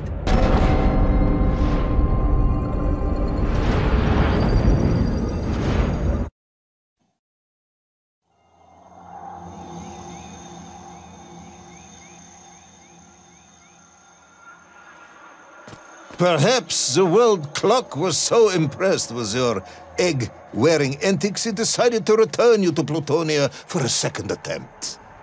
I would strongly suggest you cut to the chase. The chase, yes. The pursuit of Toll and little Orpheus. I stood there with the resin fragment in one hand and the blasting cap in the other, and then, just like that, a clock began to ring. The world clock? No, General, an alarm clock. My Slava alarm clock, in fact, given to me by Auntie Masha. The one who married the beef investigator. The very same. And the moment I saw that clock, I knew what I had to do.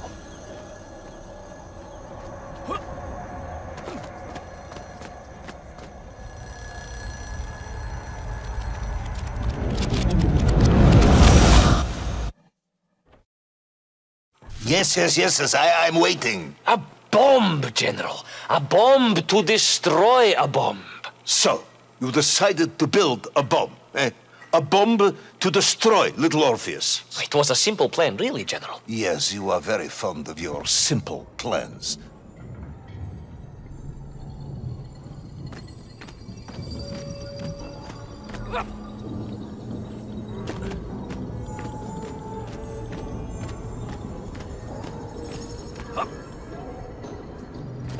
It was the last time I was to see those poor enslaved nymph on my journey. As they scurried in agitation around the base of the rocket drill, now a dreadful weapon of war in the hands of a madman, I was reminded of my mother. Your mother looked like a nymph? That is extremely disrespectful, comrade. No, I meant I was raised by my mother from an early age, of course. My childhood memories of my father were all too brief. You are rambling, Comrade Privalov. Time is running out. Diani Rezinovi.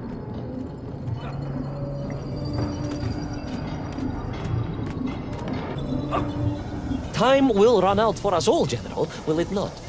And it ran out for my father on the shores of Volga. Your father fought at Stalingrad? He did, General. So did I. Well, so you see, General. Perhaps we are just the same, you and I. Perhaps we are all just nymph in the end.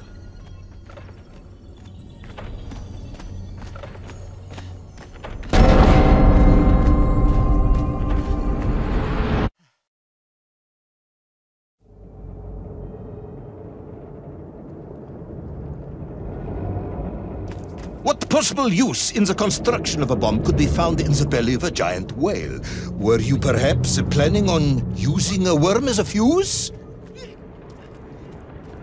That would be ridiculous, General. I would hate to undermine your otherwise entirely plausible account. You forget, General. The belly of the beast was full of shipwrecks. And on one of them, I was bound to find what I was looking for. Fuse wire. Comrade, yes, you'd forgotten all about the fuse until I reminded you, hadn't you? General, your cynicism is unbecoming to a man of your rank and stature.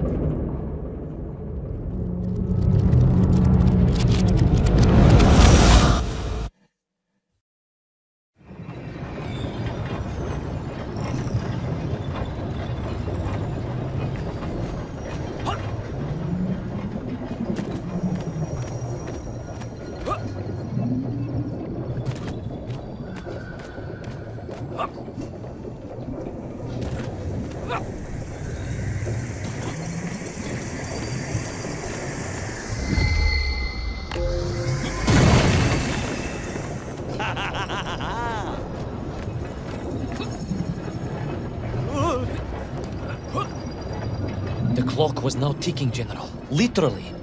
I was surrounded by time, immersed in it, floating along a river of it on a raft made of history, seeking the next moment of opportunity to hurtle backwards amongst those lost worlds. I am a patient man, Tavarish. I lost 3 toes in the winter outside Sharkovskaya in 42. A drunken dentist removed 2 frostbitten toes and 1 perfectly healthy one.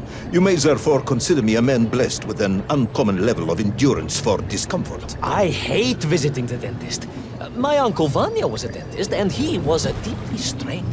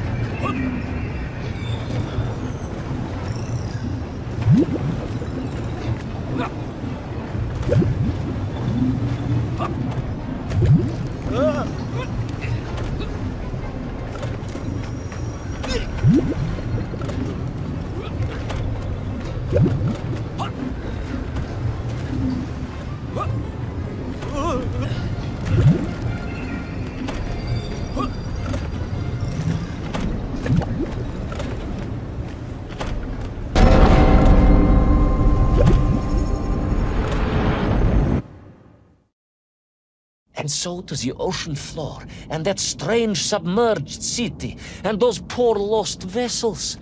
To find a shell case to hold all of my scavenged ingredients, the last piece I needed to construct my bomb. Ah, yes, I have been waiting for this. General? Time, Ivan Ivanovich. Whilst you have rambled on and on about it, I have simply bided mine. I am a patient man, as I have said. Yes, I don't feel I paid enough attention to the story about your toes.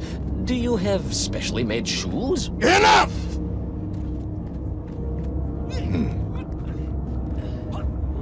Now I have your full attention. Indulge me, Tavarish.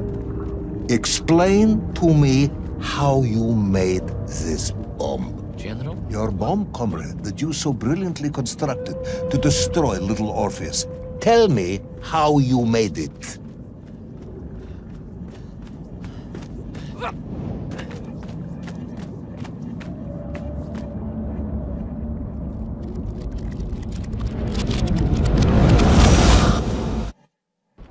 Well,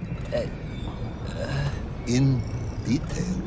The type of detail that should present no problem to a man who is actually capable of building a bomb, which I suspect would be an entirely different man to one who cheated on his entrance exams for the cosmonaut program.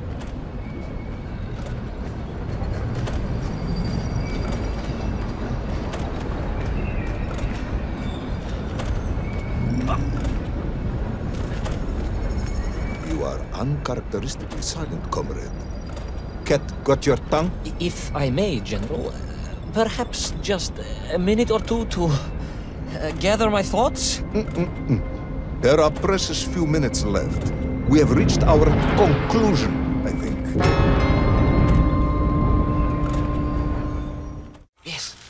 Yes, we have, General. I gazed up at the world clock and knew I had arrived at my destination. Whatever lay inside would see my journey end one way or another. But I had no idea of the marvels that awaited me. And The bomb, Ivan Ivanovich! Tell me how you built the bomb! it was a wonderful sight. The world... It is 2 minutes to midnight, Ivan. It is time to end this story.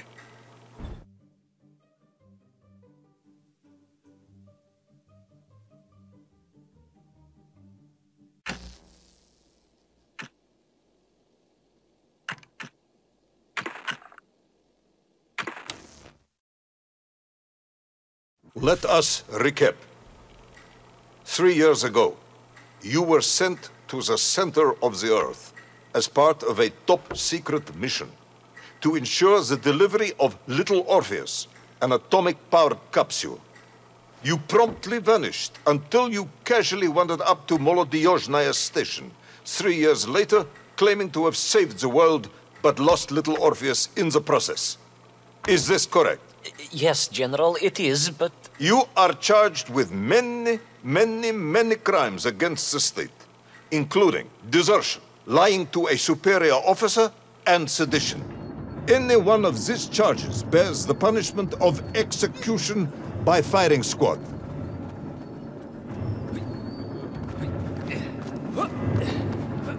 General, you must be reasonable.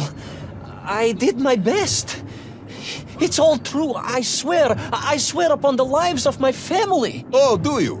Auntie Marcia and Uncle Vanya, the traveling tinker and the pig dentist, or perhaps Cousin Pavel, the criminal mastermind with the unhealthy taste for eggs.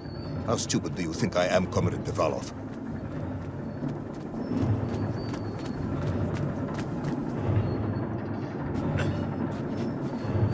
Sudayu, it is all true. Maybe your toy maker, or was it watchmaker, father, who apparently taught you all he knew, despite being killed when you were less than 5 years old. I was a fast learner?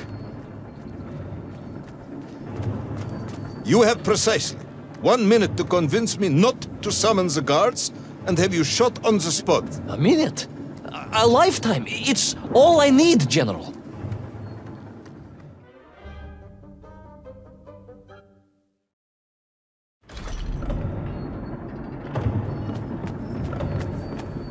I was astounded.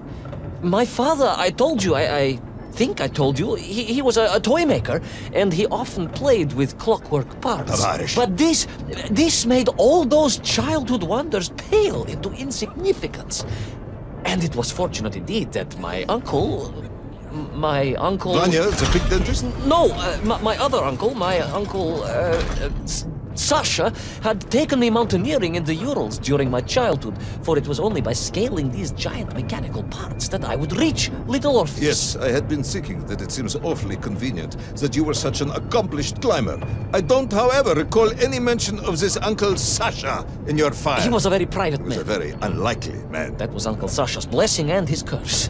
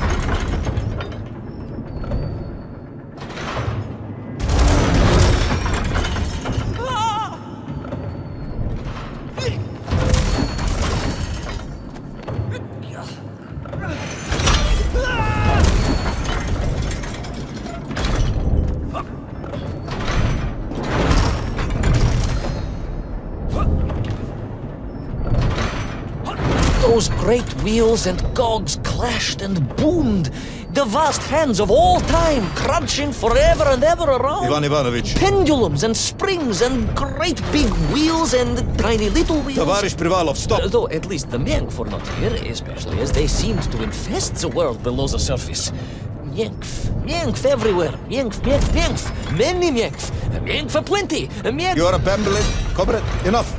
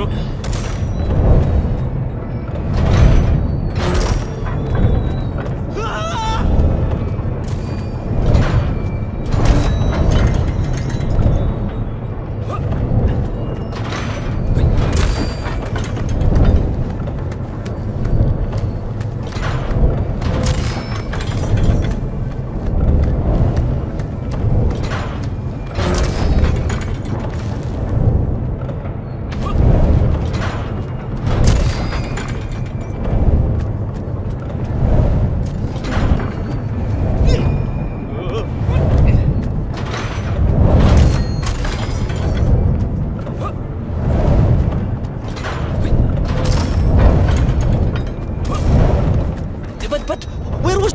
Aha! High above. On the clock face, perhaps. With his radios and his crystals. Now, if I could just reach him, I could use the bomb. There is the bomb. You have no idea how to make a bomb. You have no idea about how to do anything one might actually expect of a cosmonaut. The bomb? Ivan Ivanovich! General? Time is up.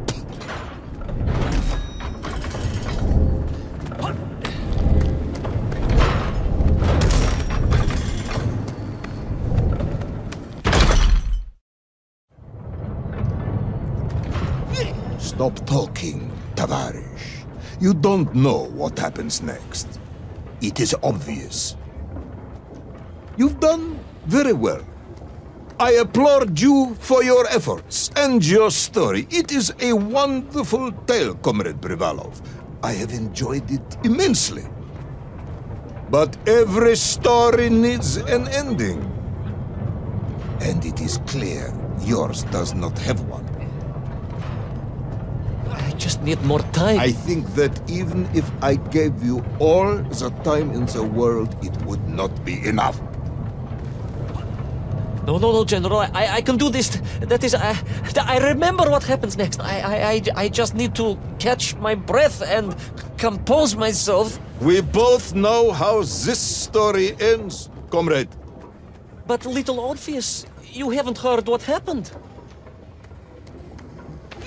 We will find out soon enough. You will be executed, and another expedition will be sent. No, you cannot. You cannot. We must never go back. You don't understand. Make me, then. Make me understand. I am a kind man, although you may not believe this.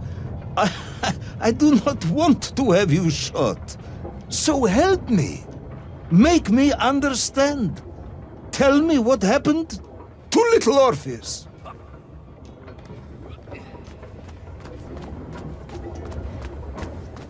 It was... Ivan Ivanovich? It was... It was... No. I'm sorry, General. I'm sorry, I have no idea. You are right. I simply cannot think what happened next. It's just... a blank, General. There's nothing there.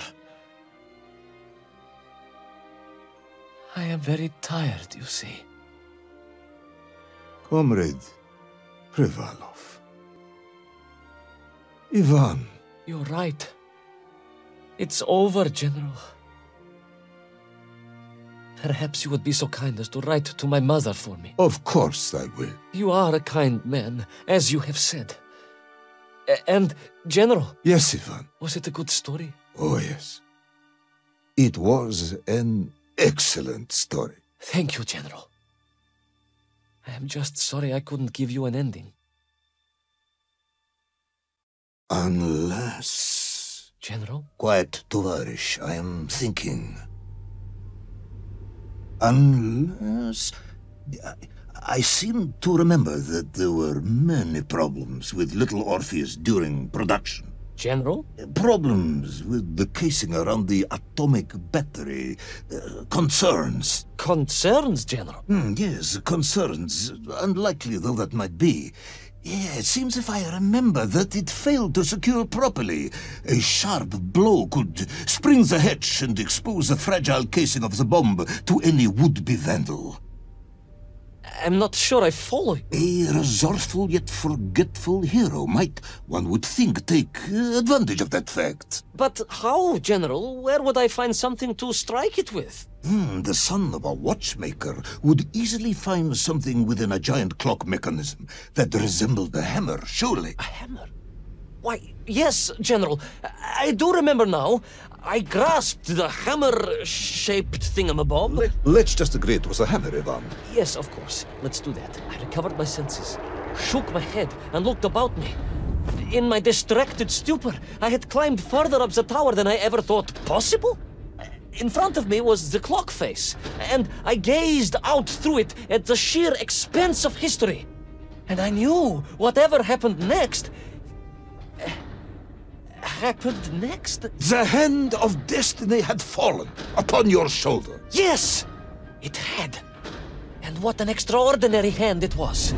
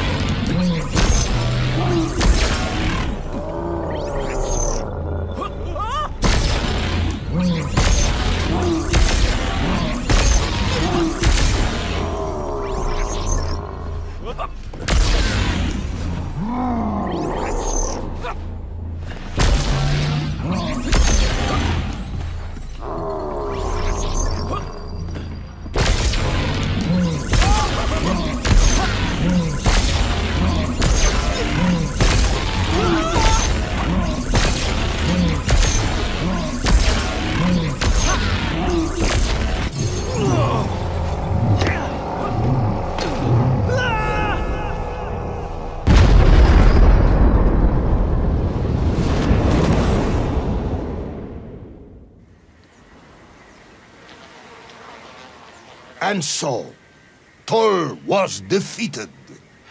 Little Orpheus destroyed, the bomb lost forever. Not just that, General.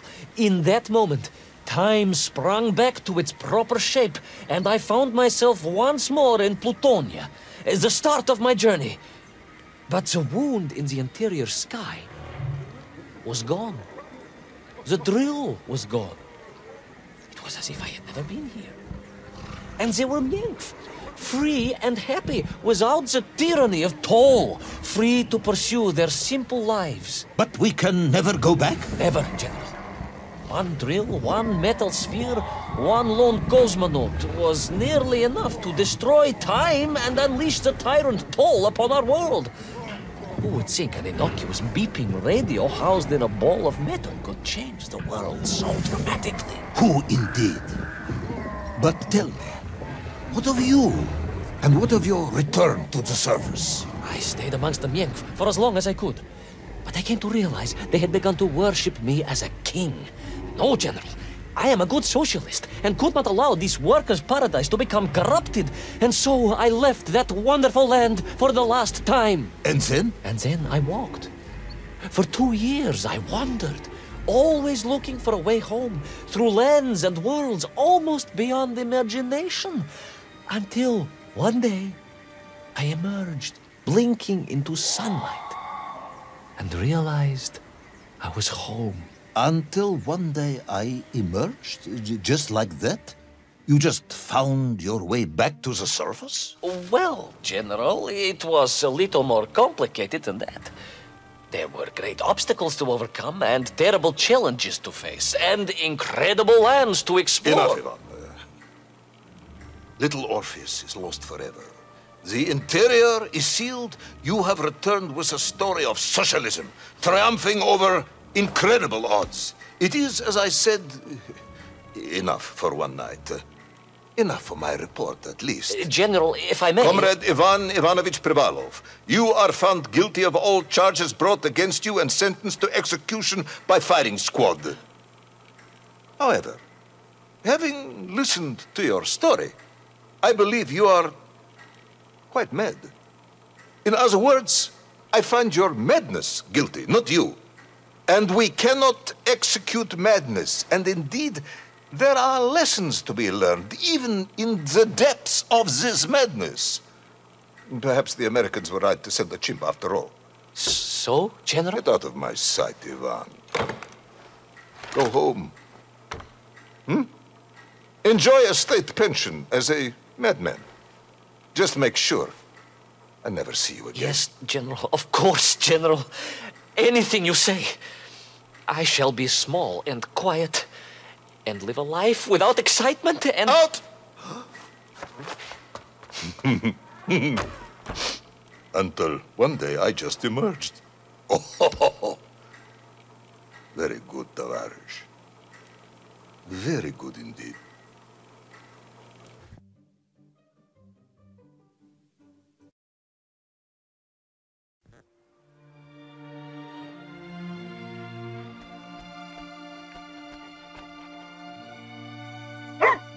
Laika.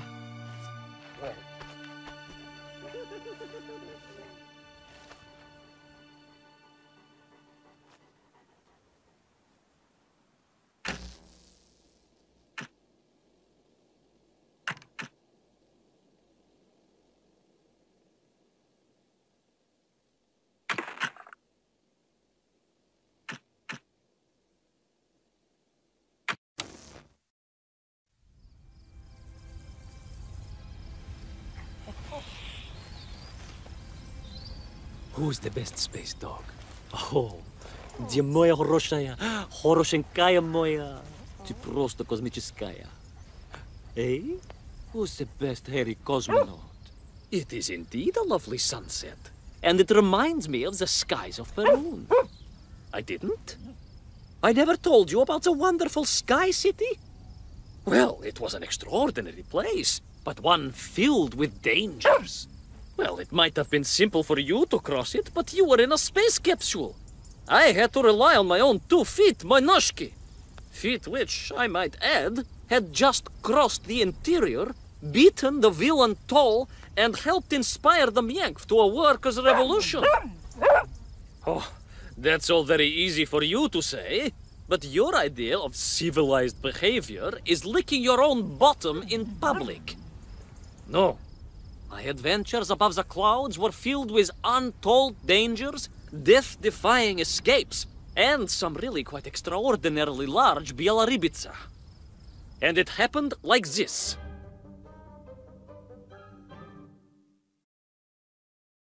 Weeks had passed since I left Plutonia, and one evening, exhausted, I simply fell asleep at the foot of a strange windmill. And when I awoke, well, that thought didn't cross my mind. I was exhausted after all. This is beside the point, my nosy canine friend. What matters is this. When I awoke, the windmill and the ground around it had been carried high into the air. What magic was this? Что за магия? As unlikely, perhaps, as a suitcase-sized dog orbiting the center of the Earth for many years. Quite.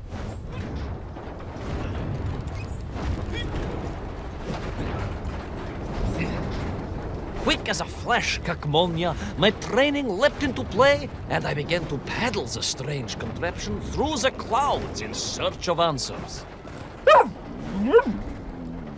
It is entirely possible that a miller who owns a windmill capable of levitating high into the air may also own a flying machine. Oh, now you're just being silly. May I continue my recounting of how I sailed over the sky gardens towards the mystical city of Peru? Oh, I must, my mój uszaty drug. I must.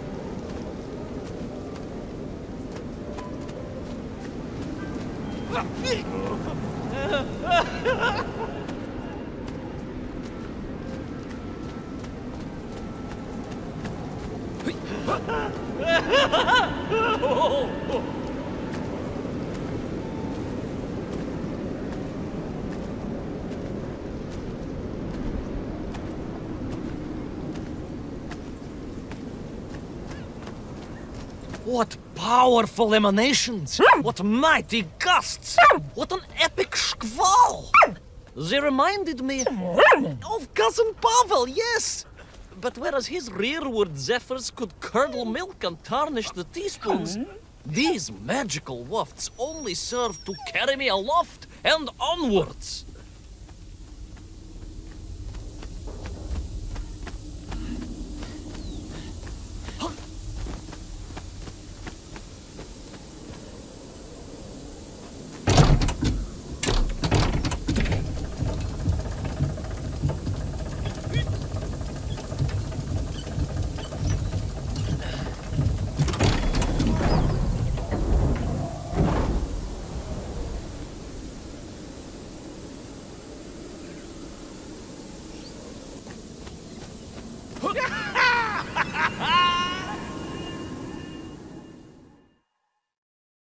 But something was afoot in the gardens of Perun.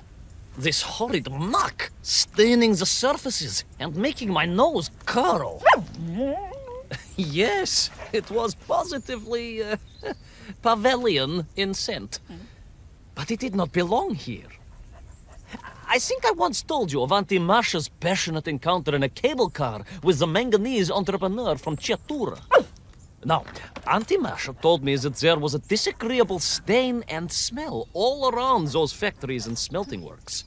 Our industry is not without its dangers. Could it be that the once bucolic gardens of Perun were being corrupted by unchecked pollution? After all, science is a double-edged sword, my bristly confidant. Consider Demikhov. Of course. I apologize. Прошу прощения. Two-headed dogs is perhaps a rather insensitive analogy, but not without justification in this instance. I have seen the blemished lands around Norilsk, but I could not believe that I would find such pollution here.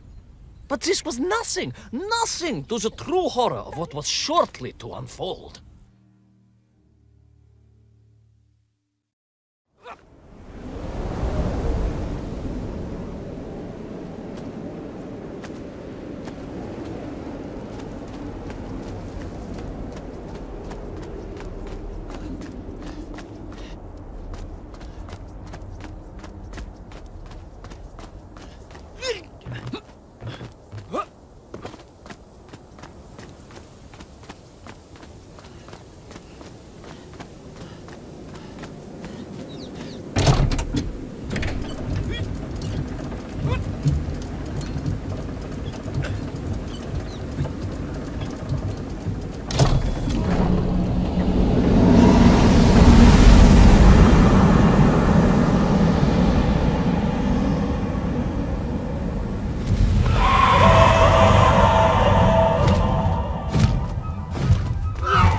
Terrible, страшная машина, spewing its poison into the air, had created a monstrous thing.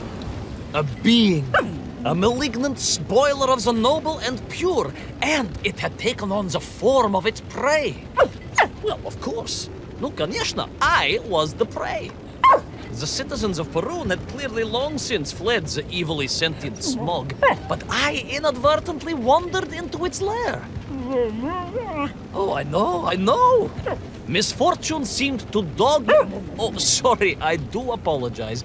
To follow my every footstep. But no time to ponder, no time to bemoan the hand that fate had dealt me. No, all that was on my mind was escape, конечно.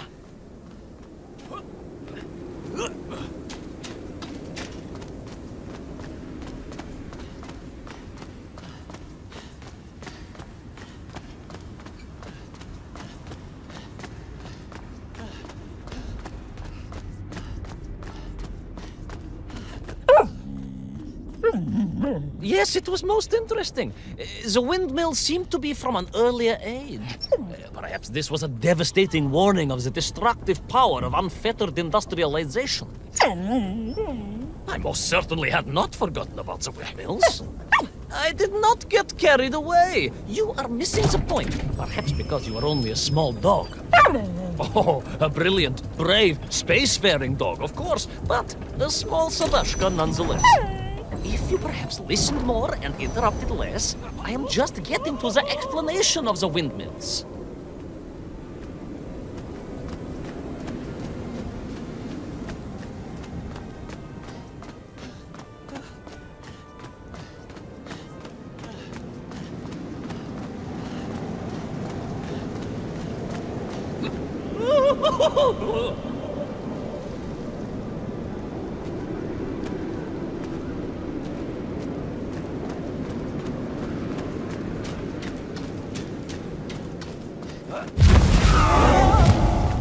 My stinking nemesis was back. But more interesting was the change in the city. The windmills were fading out, clearly obsoleted, mothballed, relics. Instead, a sense of an obsession with power was apparent.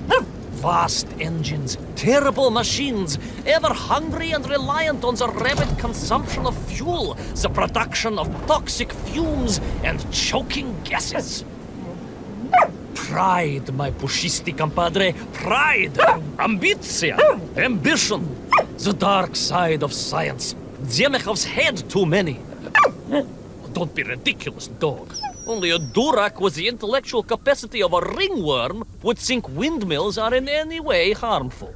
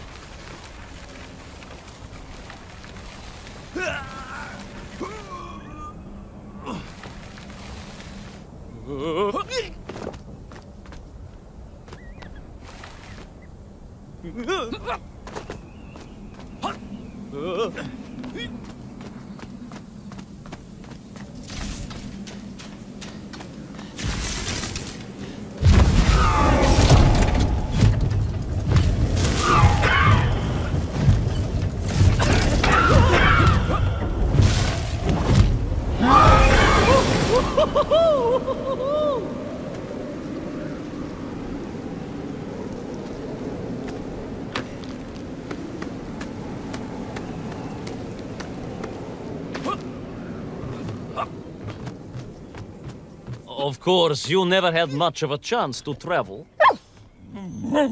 Sarcasm doesn't suit you. You don't have the tail for it.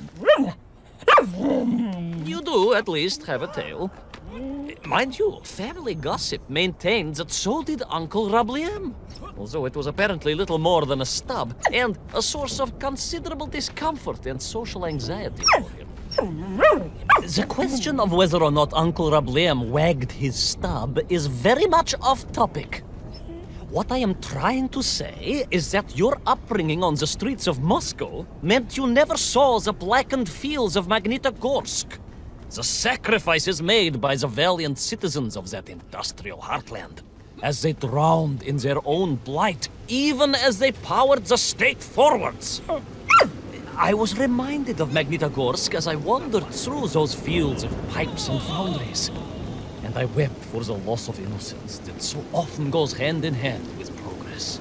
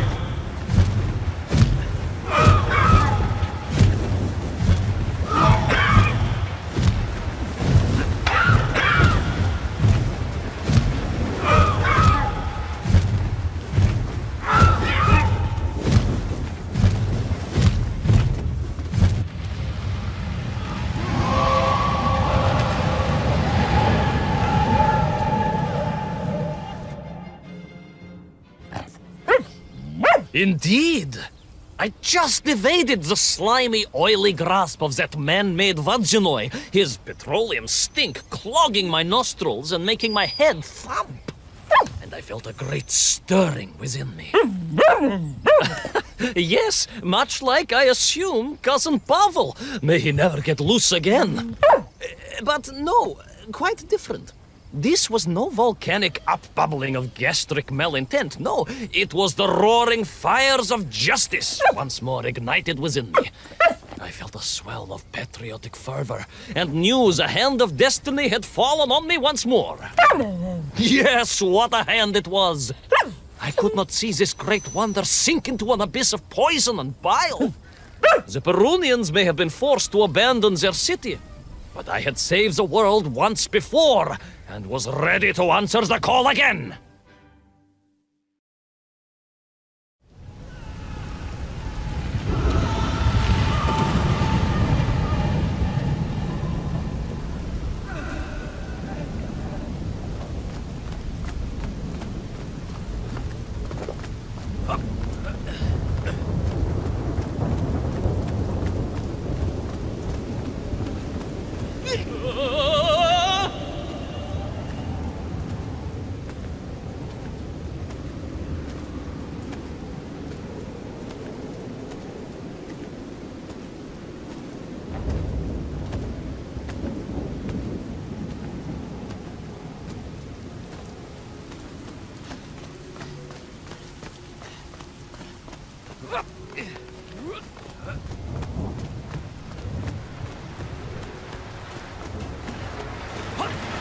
What strange metal Bielorybitsa clearly designed to swim through the air? I was amazed. And there was more. Beneath the fins, I spotted the apertures of hoses and was reminded of the time Auntie Agrafina devised a contraption to water all of her copious algae beds simultaneously with one flush of the toilet by a system of pipes and valves that ran throughout her house. Можно так сказать, in a manner of speaking, yes. Her algae were most irrigated, although her neighbor Victor was washing his trousers in the sink at the time and was bruised quite severely about the face and body. But these were no ordinary flying metal fish. They were designed to expel air, fresh air, and push back the polluted clouds.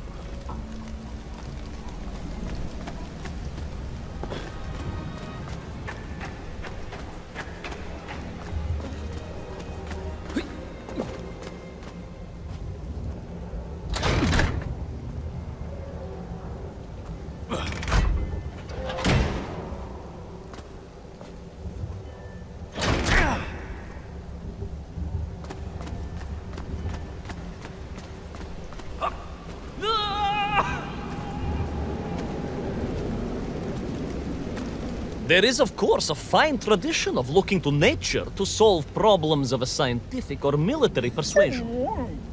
Yes, as you well know. My nephew, Sergei... Yes, the very same. Poor lad with his dermatological eruptions. Well, Sergei was stationed recently at Kazachya Bucht, where dolphins... dolphins were being trained as brilliant aquatic agents of socialism. Why not then be inspired by marine life? Why, there is a fish, I have heard, that can shoot jets of water from beneath the surface to knock its prey off little tiny twigs and into its mouth.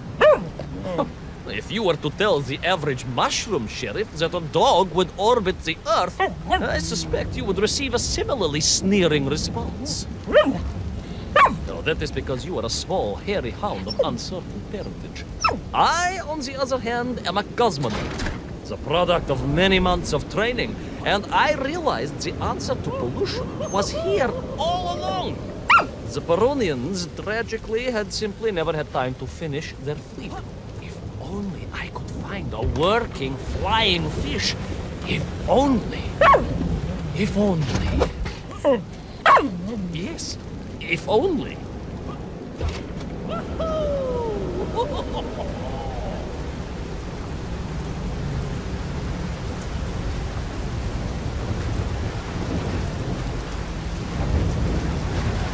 It made perfect sense, of course. The poisonous Duchata that engulfed Berun was like a nasty cold. And you know what to do with a cold. You may not get colds, but nor can you operate bee-shelling machinery. So, don't get ideas above your station. We humans, on the other hand, may produce up to 16 million perfectly unshelled bees in an average shift. But we are martyrs to our sinuses. But to clear them, aha! These are remedies we Russians have been perfecting over the long centuries of harsh winters. Onions. A quick snifter of onion oil will clear your head faster than a Pragviev can clear a hypothetical minefield. Yes, if I could find a functional fish, I would become that onion.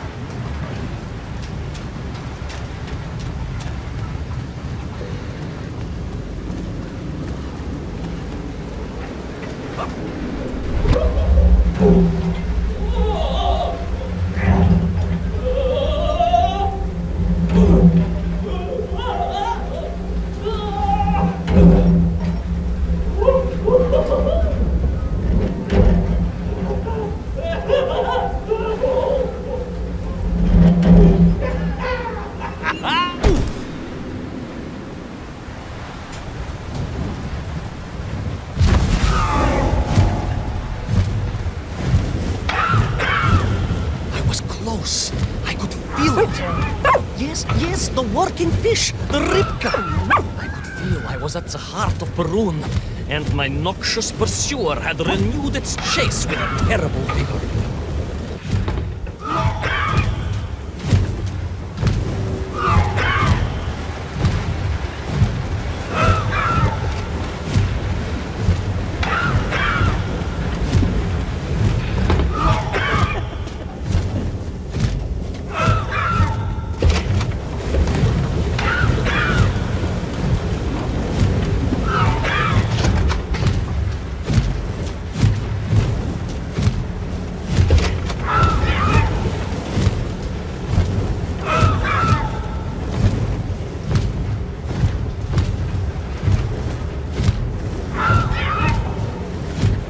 Not far now.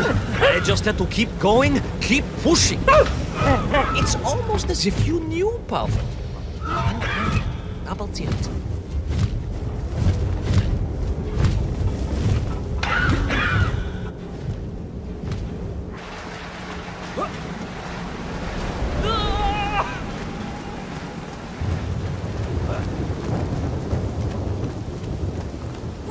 There she was. A beautiful sight. Her scales shimmering in the sunlight, her fins poised for action, her onion cannons primed for a great aerial conflict unseen in the annals of human endeavor. And you are just jealous it was a bigger flying machine than yours. No, Peleus Pal. It was time for science to fight back. Yes, my hairy compatriot. Ayrıcalıklardan, onwards to victory!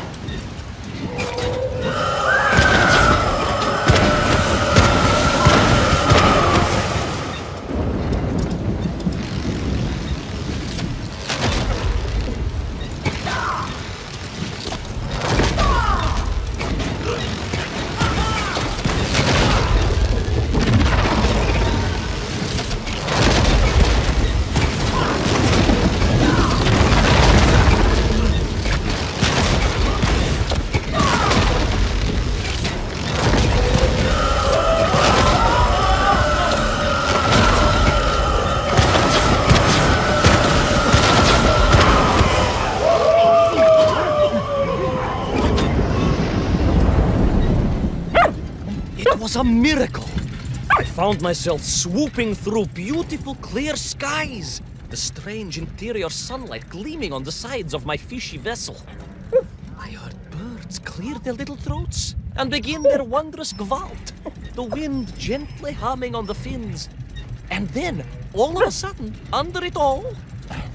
Well, you see, in my hurry, it didn't even occur to me to check how much fuel was carried in the strange craft.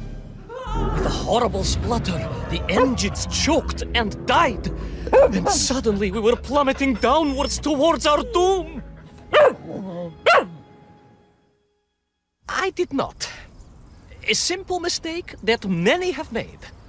Why, my Aunt Agrafina met her untimely demise being late for a fungal sculpting seminar and making exactly the same error. Only, unfortunately, it left her stranded in sub-zero temperatures just outside Pravachitsinsk. She wasn't found until 18 years after her own funeral, but was perfectly preserved. Remarkable, really. It is beside the point, yes. So, there I was. My fabulous ship had become a terrible prison. I was hurtling to my almost certain death. My triumph turned to tragedy. But then... Well, you know what happened next. Even so, moi magnati drug, that is a story for another time. A most extraordinary story, of course, filled with dangers and wonders, and canals, and invasions, and strange doorways to other worlds. But perhaps too long a story for now. Yes, indeed, my canine tavarish. Time for soup. Auntie Agrafina's famous borscht. Coming?